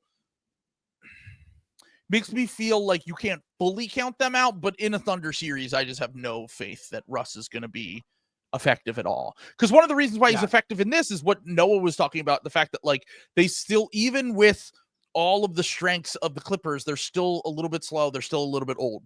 You're not going to have that with OKC. Like, they're young, they're fresh, they're athletic, they're ready to go. Yeah. And they're probably going to have a short series here coming up. I just think, I don't know, I just watching that series, like I feel like it just feels like the Clippers are so much better to me. Would you disagree with that? Like, team. I mean, I've said the only reason I picked against them was because I felt like there was like a cosmic shift where everyone just decided they were going to beat them. And I was like, this scares me, because every time I've done this with the Sixers or the Clippers, they always make me eat shit. Yeah, it's always hard to do that with like cursed franchises like that. Exactly. Too. Like, you know, like it is. You're not wrong about that. But I just like, I don't know. Like, it's not like the Nuggets are like the Celtics or the Lakers or one of these other horseshoe up the asshole like franchises. You know what I'm saying? They're also like, you know, I know they won the title, but like they're also like a little bit of, they've been known to be a boondoggle a little bit, like in the past. You know what I'm saying? Like there's FUBAR is kind of normal for Denver. So I don't know. I mean, I know Michael Porter Jr., like, it was alarming to see like how bad his game 1 was, you know, like, again, there's just so much going on in the world. How can you expect him to focus? That's true. It's a lot he's of winning. Things. I don't know why he's winning off the court, but not winning on the court. Yeah. Sometimes it happens that way. You know, you gotta pick and choose, but where you want your energy to go. Right. I mean, like those NFL players that used to just like Glenn Coffey, he was a running back for the 49ers that woke up one day and was like, I'm just going to follow Jesus. yeah. We're going to get like a Michael Porter Jr. tweet in the offseason that's like, I'm very excited to join the Trump administration under RFK Jr. I mean, Follow my passion. Isn't that kind of what AJ Griffin did? Like, sort of A little bit. I think Jonathan Isaac did that, and the Magic were just like, no. You can make still this work. Yeah. No, that's good. You could be a part-time player, full-time preacher. Yeah, it's fine. We'll cook up some fake injuries for you, man. Like, go hit CPAC. It's fine. But I think I can't remember if it was Mateo or Vagberg in our group DM, but they were saying that they think the reason why they drafted Tristan da Silva was because the Magic have a large Brazilian population in their fan group. Yeah. And I was like, oh my God, new Wizards just dropped? Yeah, they really are. They might be. Like, really. I guess the Wizards are still the Wizards because think about their draft. Yeah. They got Sarr and then they went Bilal the year before. So like, yeah, they're still covering their tracks. Speaking of the Magic, Jason Tatum officially out tonight. I saw that. I don't think it matters. I also don't think it matters for the series, but could be. The Knicks are honestly, or even if it's the Pistons, that Tatum's injury, from what it was reported, unless it's more serious than what they're reporting, the in street clothes guy said that guys rarely ever miss more than one game with that injury. That's what I've heard. I'm a little gun shy about it because they fucking lied to us about the Porzingis injury like last year. Like, teams just do this now. You're a Sixers fan, you know this. They just fucking can't imagine. They just fucking lie and give you like fucked up timetables for like when a guy's got. And I understand that like it's an imperfect science. You know what I'm saying? Yeah. But it does seem like more nefarious these days, where like the timetable is not off like a week, the timetable is off like a month, you know, yeah. like that seems to happen a lot more often right now. And like Tatum's an Iron Man too. So it's one of those things where like, is he Jason Tatum? Or honestly, does this team I don't think this team needs Jason Tatum to be like, I think he could be like 70% of Jason Tatum. They could still make the conference finals with ease. Conference finals. I can't make it, not win it. No, I am. I'm taking that into effect. I do think the Knicks and the Pistons, because Tatum is the X factor in the Knicks series. He's been the one player that they have nothing for. Yeah. The weird thing is that the Magic, this is when we talk about like the matchup shit in the playoffs. Yeah. Where the Magic are like very obviously, they had a worse season than the Knicks. They have less talent than the Knicks in theory. But what is the one thing that they do really well? They switch and they keep guys in front of them. And the only thing that gets stick in the mud for this gets them stuck in the mud, this Celtics offense, is if you have a really good switching team that can kind of make it so that you can't drive and kick and have the defense in rotation the whole time. And look, the Celtics are still going to win the series, but I don't think that they're a team that is going to be run. The reason why the Magic will lose is because they just don't have enough on offense. Like, and we've been saying that. And I was like, honestly, like pretty impressed with Paolo in game one, to be like totally honest. I thought he was like pretty good. Like it is a little bit the Mobley Garland thing from last year where I'm like, Missoula knows that like the math will favor us if we just let him take these mid-range shots, but he made the shots and that's what you have to do. Yeah. So I don't know. I don't think that matters. We'll see tonight. I mean, maybe people listening to this in the future are laughing at us because they know the Magic just tied up the series, and maybe alarm bells are going off, going back to, or honestly, even it's a win-win for Celtics fans though. It's a win-win. Yeah, because here's the thing: if they lose, they can say, "See, I told you that Tatum is the most important player in the playoffs." That's true. And then if they win, they go, well, we don't, it's like, it's fine. We're going to bring JT back and we'll be a championship team. Like, we're so good that we don't even have to worry about it. But if it goes the other way, we can play both sides. So we can have an agenda with this. Yes, exactly. Yeah. It's the same thing as me on draft lottery night where I'm like, we either keep our pick or I have a crash out and we get thousands of followers. Yeah, that's true. Either or. Watch Trill unalive himself live on air. That's the pitch. Come on down. He's going to shoot himself in the head. Watch this man die. Playback just got a lot of funding, and this is what they're supporting. That's a joke. That's a joke. Joke. That's a bit. Joke. That's a bit. Just kidding, Playback. We love you. We're not on Playback right now, though. No, we're on YouTube. But I just wanted to say that we will be streaming on Playback. Night of the NFL draft too, by the way, tomorrow night. Yeah, NFL draft stream. Yeah, if you want to. Which day is that again? Hold on, Thursday. Thursday. Okay, that's tomorrow, right? 8 p.m. 8 p.m. You want to see the Patriots draft a I was offensive going to say, lineman? if you want to watch me pretend that I'm excited about Will Campbell, That's probably who they're going to take, right? Yeah, almost certainly. Unless one of the two good guys falls, the two position guys. I'm forgetting their names. Hunter and Abdul Carter. Abdul Carter or Hunter. Yeah. Like if either of those guys drop, yes. But other than that, I'm hearing it's probably going to be Will Campbell. I would be ecstatic if they traded back and got Will Campbell at like 8 instead. Yeah. But like I don't think it's a weird draft. Yeah, it's one of those ones where like the positional value spots are usually like the guys that like might be I don't want to say that they're reaches, but like guys that get drafted high because of the position they play. It feels like we're going to see less of that this year. And just like it seems like everyone's kind of like lukewarm on the quarterbacks. I know what's his name is going to go first, probably to Cam Ward. Yeah, Cam Ward's probably going to go, but like Shadur Sanders and Jackson Dart. Jackson Dart. Like these guys, like it seems like those guys are going to get picked like in the first round, but it's like. Or like even in like the 20s or the 30s, the first 16 or something like that. But it'd be like, but everyone's kind of like, you know what I'm saying? And that seems a little out of the ordinary too. But yeah, they're kind of right. I just so everyone knows who I would fall for in this draft. I would absolutely lose my job drafting Jalen Milroe in the second round. Let's go. He's like a crazy athlete who's not even a good quarterback, but I would just be like, get that guy on our team and we'll figure it out later. Like that's awesome. He's faster than Lamar Jackson. Like just get him. Okay. Or at least just as fast. Like he's like an incredible runner. But I mean, he's not good. Like I get made fun of in the Discord for saying this all the time. He's basically like a Hooper pick. Yeah. He's like drafting Carson Edwards. Yeah. Who I was like in love with in the 2019 draft at the end of the first round. Yeah. I was like, you got to get Carson. Got to get Carson Edwards.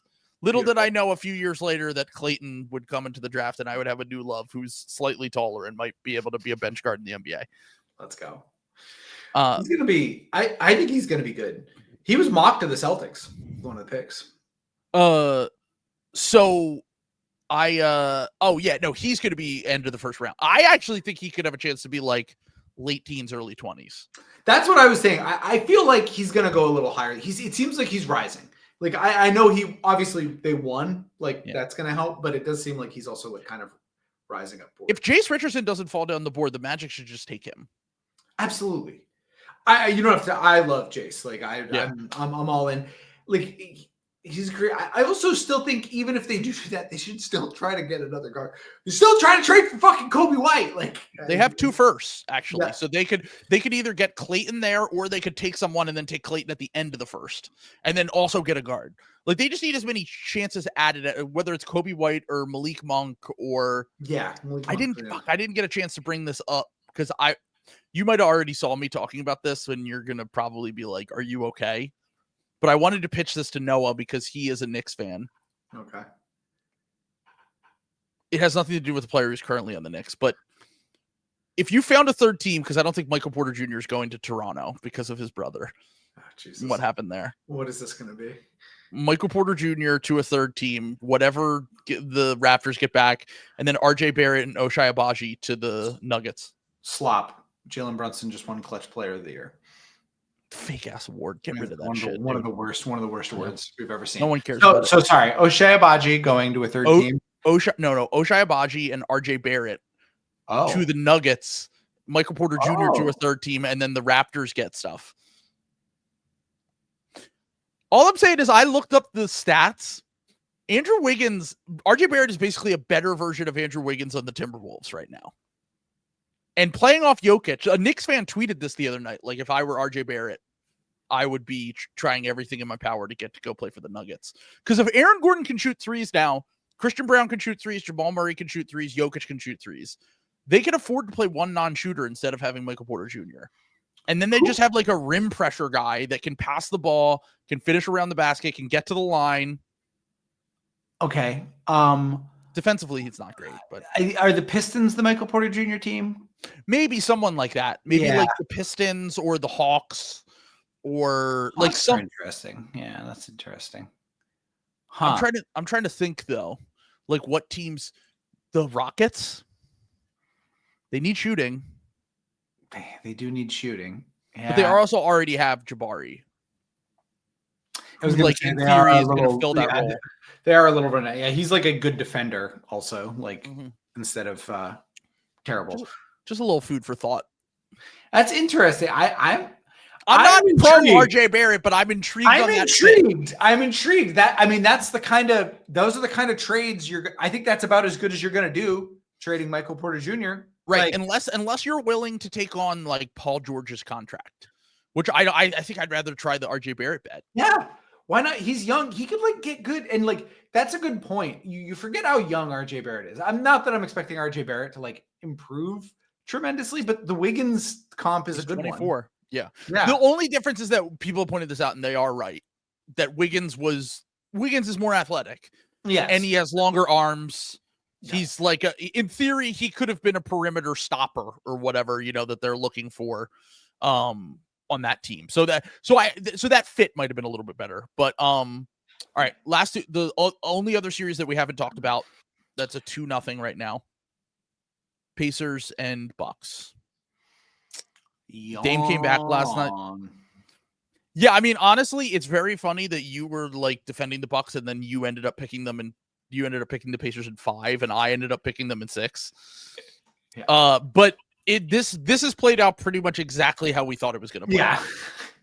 The Bucks have bad players and the Pacers have like 7 pretty good players. Giannis can only do so much. Like, I think these series would have been so much better if the Pistons and the Bucks had swapped spots. I think we would have gotten so much more entertaining series. I think Pistons Pacers is not that like Knicks Pistons is bad. It's actually been a pretty good series, but I think it would make both series good. I do think like the Bucks would have stood more of a chance against the Knicks, like just from like a weird matchup perspective.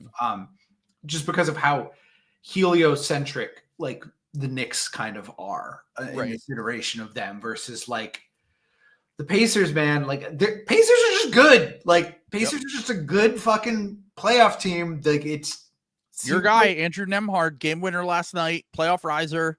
Does not miss mid-range shots in the playoffs somehow. He's awesome, dude. This is also just a nightmare matchup for the Bucks. Yeah, I was gonna say it is pretty much the worst case scenario for them. Like Brook Lopez is their 3rd best player, and he can't play because their perimeter defense sucks, and he's running drop, and he's not as good as he used to be, and they're just feasting. And look, I get it. Like you're a fan of a team, you always get mad at your coach. I understand that. I had to live through the Doc Rivers experience.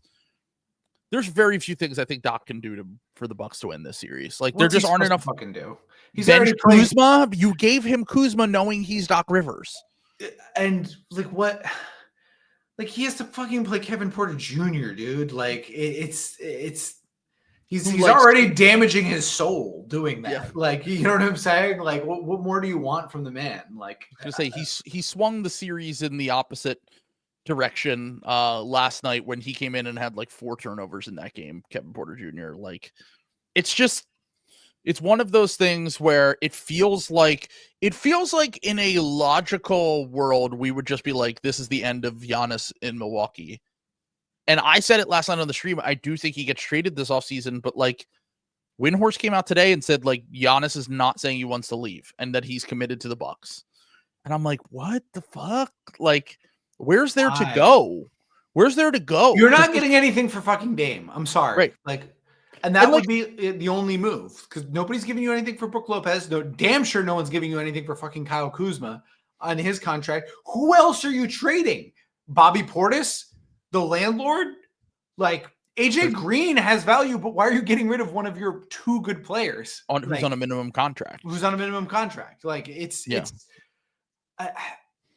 that's the thing is like the Embiid thing after 2023 when everyone was like, will Embiid ask out now that the Sixers have lost again? At least they had Maxey. They had a player that they could be like, but the difference is that Giannis won a championship. Giannis got his MVPs. Yeah. Is Giannis happy just being like, I'm fine? He always talks about wanting to get that 2nd championship and how he thinks about it all the time and how he won't be satisfied with his career if he doesn't get it. But is he just like, I'm going to have the Dirk Nowitzki career, but with a championship in the middle of my career instead of at the end of it? Like the Dwayne Wade career if LeBron never went there. You also don't get a better get to leave town. Like if Giannis left, like asked out, I don't think any Bucks fan would like slight him at all. No, like at all. This is so much better than like leaving in free agency. They could get a head start on their rebuild because they would get real stuff, hypothetically, if they like did this trade in some way. It's, you know, it's a very amicable split. You know what I'm saying? Because I think that's the cost when you're like a star and you ask out or want to get traded is sometimes you burn the bridge on your way out. And fans don't like you, and he absolutely would not do that. Like Bucks fans would ride or die for him no matter what. If he left, everyone would. It's you know, not a 1-to-1 because the other ones to go. But like when Tom Brady went to Tampa Bay, every Patriots fan was like, congratulations, sir. Like it makes a lot of sense. We will root for you. You'll like, you know, like you, and that's exactly how I think Bucks fans would take it. Would be like, thank you for being here. We understand you got to go get your championship. We'll see you for the 1-day contract at the end. You know, like yeah, you know, or even like the 3 year. You know what I'm saying? Because the other thing is, you could also Giannis is young enough that he could go somewhere else and come back and play an extra year.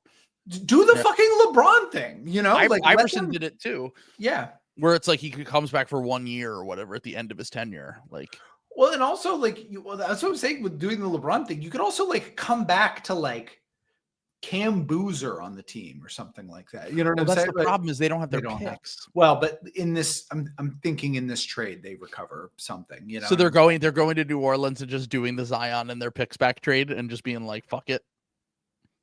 If Zion's awesome, then we'll be competent, and if he sucks, then we're off the money free and we get our draft picks back. Troy Weaver might be bold enough to do that. I was going to say when they hired Dumars, I was like, Dumars is not going to do that. Like, I don't think he's got the stomach for it. I could see Big Balls Troy being like, let's go get Giannis.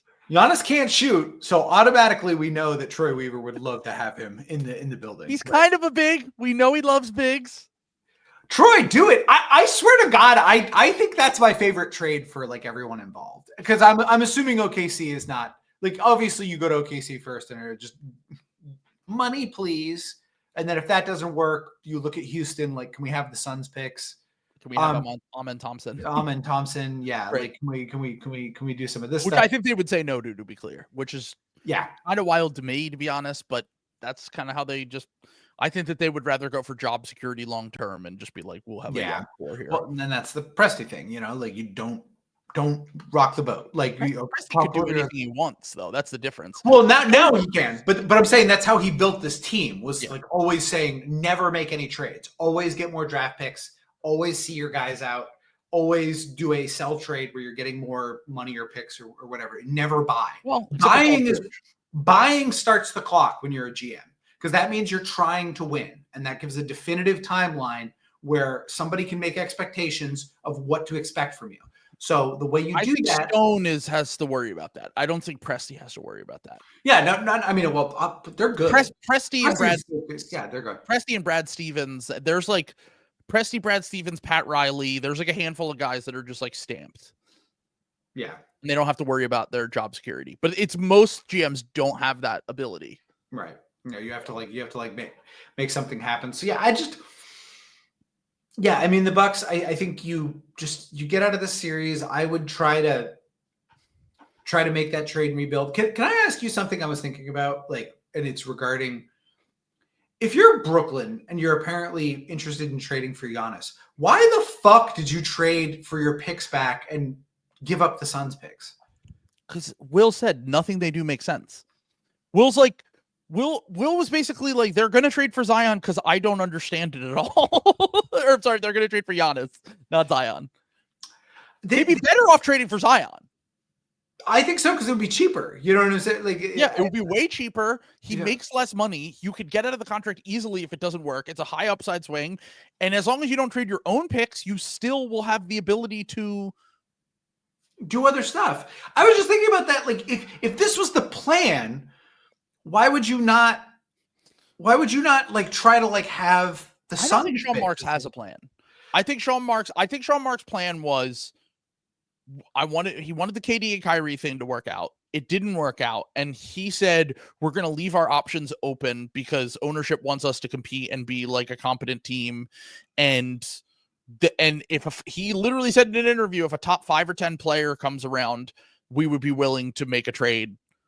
But other than that, we're not interested, basically.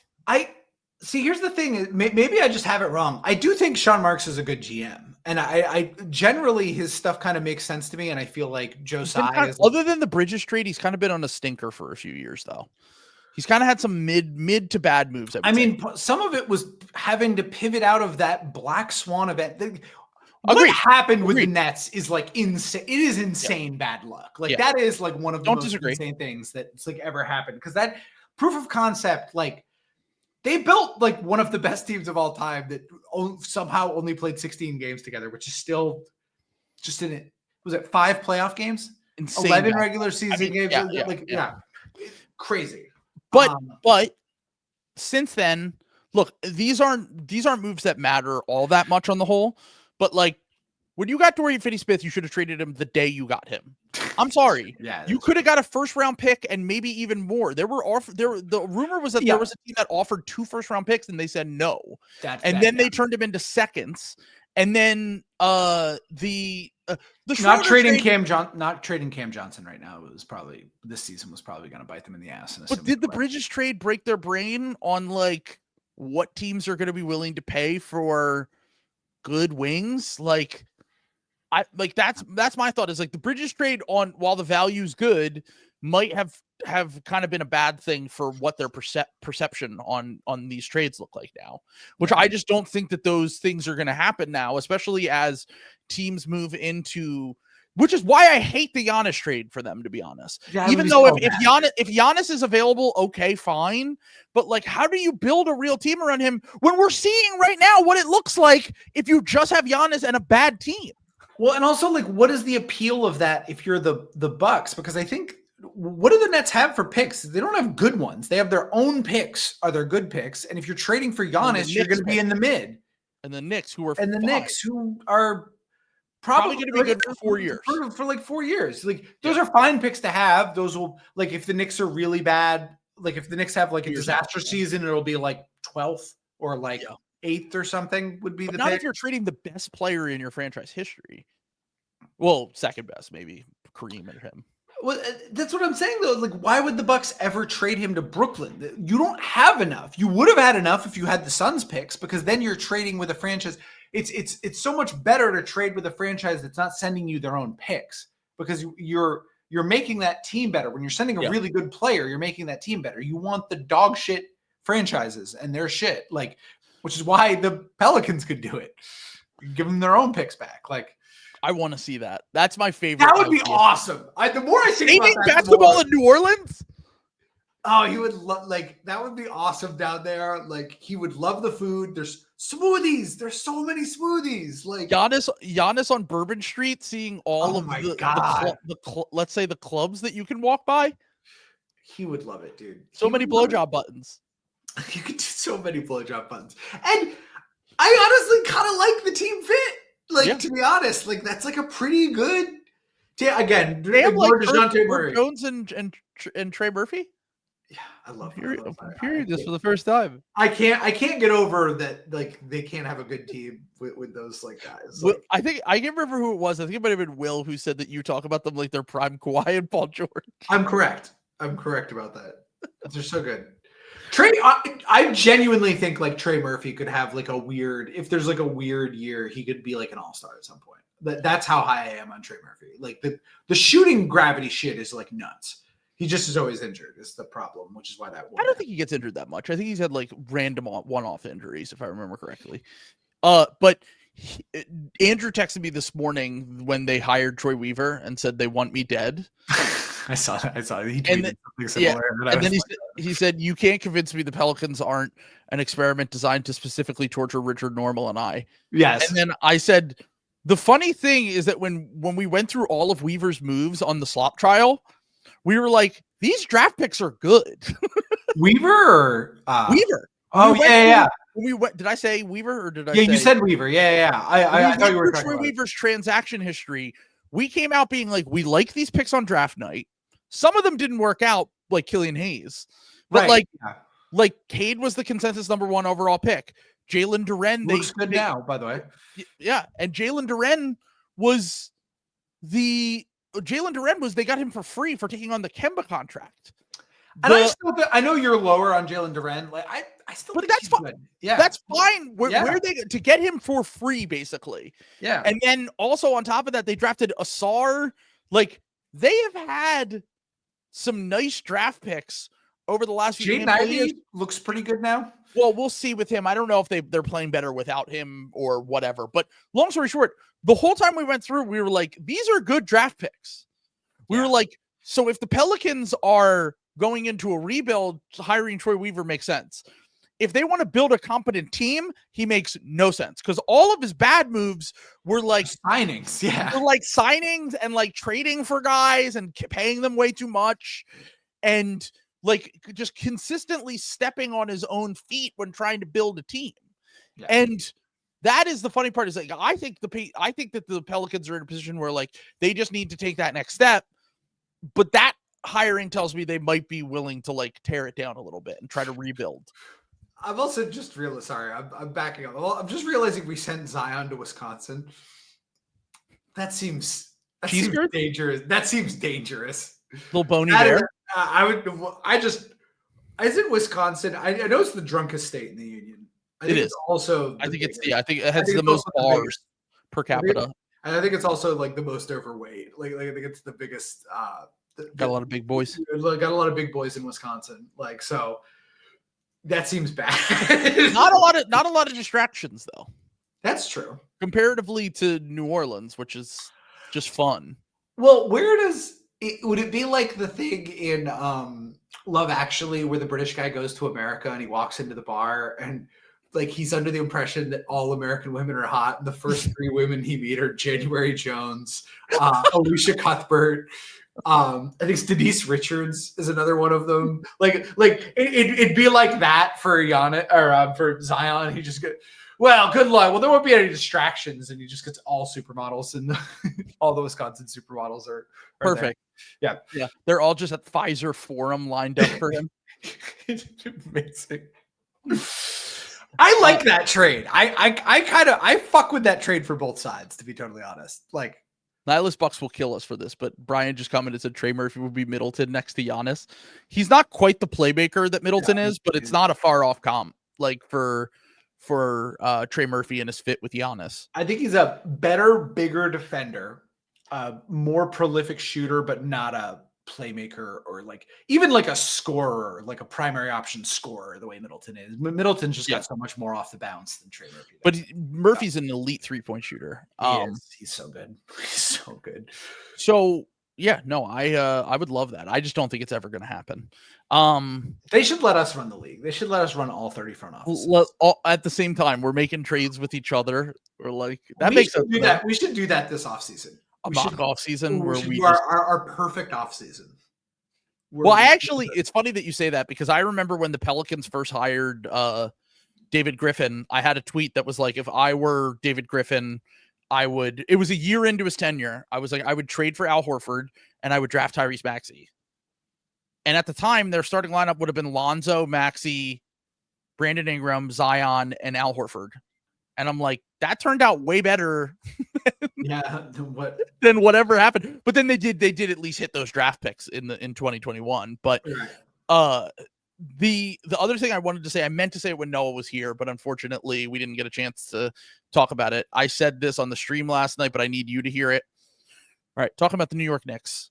Power forward who you paid $40 million per year, guy who wears the number 25 and had massive expectations, a flopping star who scores, a guy named Josh and a Dominican big man. Welcome back 2019-2020 Sixers.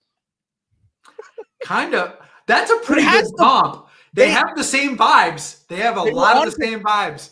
They were on pace to win 50 games that season, and the Knicks won 51 before COVID shut down the league.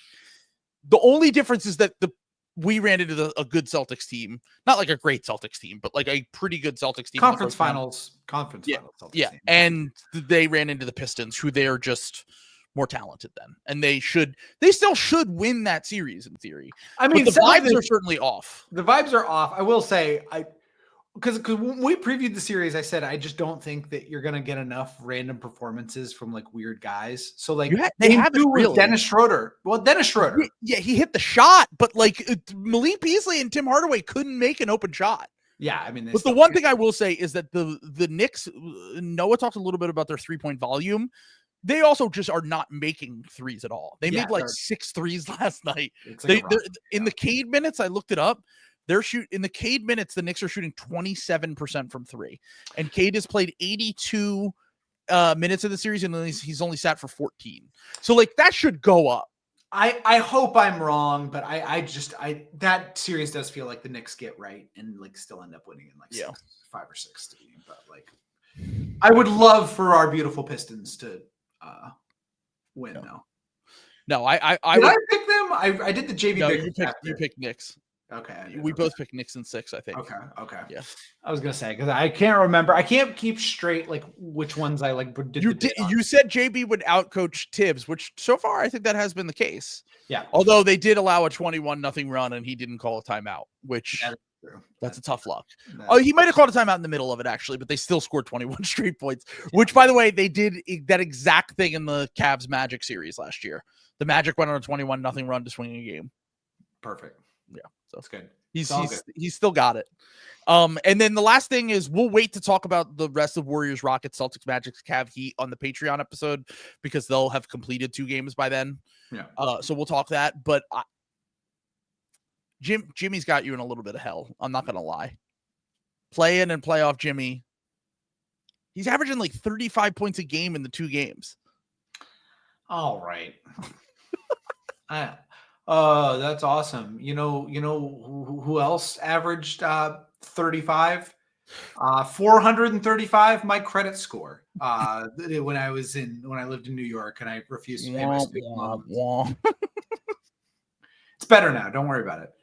Okay, to be fair, he only had 25 points in game 1, but he shot 10 of 19 from the field, had 6 assists, 5 steals. I was gonna say, I felt like that was more of a Steph game, like from what I watched. He had 5 steals in that game, though.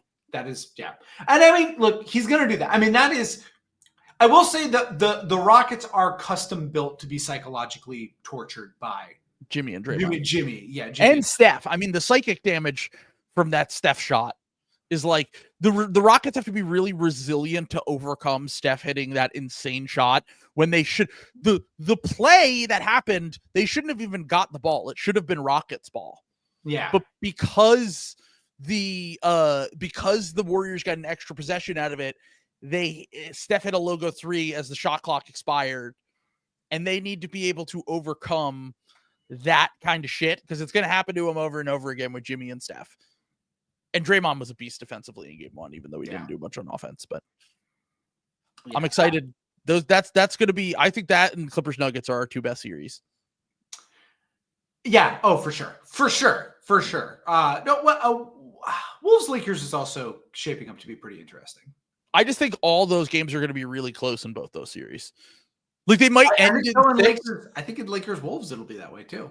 The Lakers kind of the Wolves blew them out in the first game, and then the Lakers kind of just like it never was in doubt last night.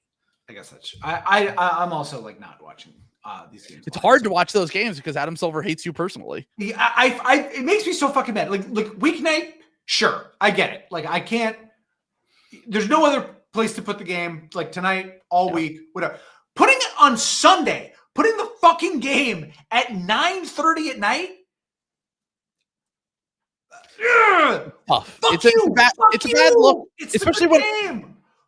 You made me watch fucking Grizzlies Thunder at 1. Fuck you. It's the same time zone. It was a Houston game.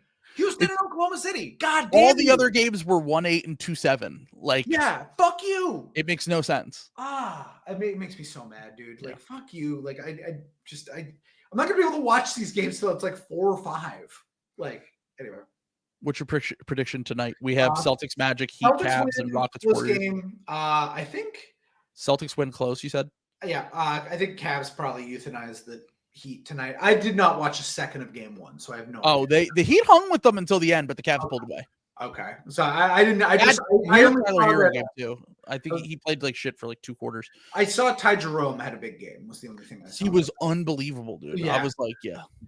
So that all like checks out. But I think the Cavs. I saw that it was a close-ish game. Like so, Yeah. I think the Cavs probably there's a little bit of a letdown here, and I think the Cavs. But I think the Heat make it close again in games 3 and 4, and win at least one of those probably. I say I think Celtics win this one, even though it's probably going to be a little interesting. I think this is the fast PP stinker. I think this is like I think this reeks of like a Drew Holiday. This is the kind of game where Kristaps Porzingis needs to show up if he's not going to get booed every fucking time I see him. Going he got forward. booed? No, I'm going to start booing him. Fuck him. Like we're all Celtics. A lot of Celtics fans are turning on him. Like we're like, all right, dude, you got a ring for free. Like I guess you were good in game 1, but like, what else have you fucking done? Like our part-time fucking player. No, fuck him. No, you're going Bill mode. Die for you. You're like, fuck you. You got to do something. Although we know the things that Porzingis supports, so I'll allow it. Yeah. And then I don't know, like Rockets, Warriors. It does kind of feel like the Warriors win tonight, but like I also think I'm gonna say Rockets win tonight, even though I do kind of feel in my gut that's gonna happen. But, okay. Yeah. But anyway, I will be cheering. If Porzingis has a big game, I will stonily say, good. That's what you're supposed to do. If he has a bad game, I will be demanding that Drew Holiday's off the hook. Drew Holiday showed up. Like, I'm sorry, Drew. I didn't mean to do that to you. Kristaps Porzingis, get ready to learn Denver Nugget, buddy. Michael Porter Jr., welcome to the team. This is like watching Elon Musk complain about taxes. This is just unbelievable. He got what he wanted. I'm not gonna get that. Unbelievable. Sam's gonna gut the league front office. I making them trade Marcus Smart for Porzingis. I'll this weekend I'll stream 100-line Last Defense Academy, and everyone can tell me to kill myself the way that everyone did to Elon when he was streaming that game in silence.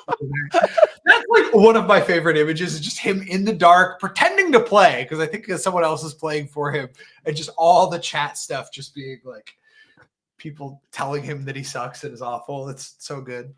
Amazing. Absolutely amazing. Yeah. Shout out to Kevin O'Connor. So that's a good place to wrap it. Once again, thanks to Noah for coming on.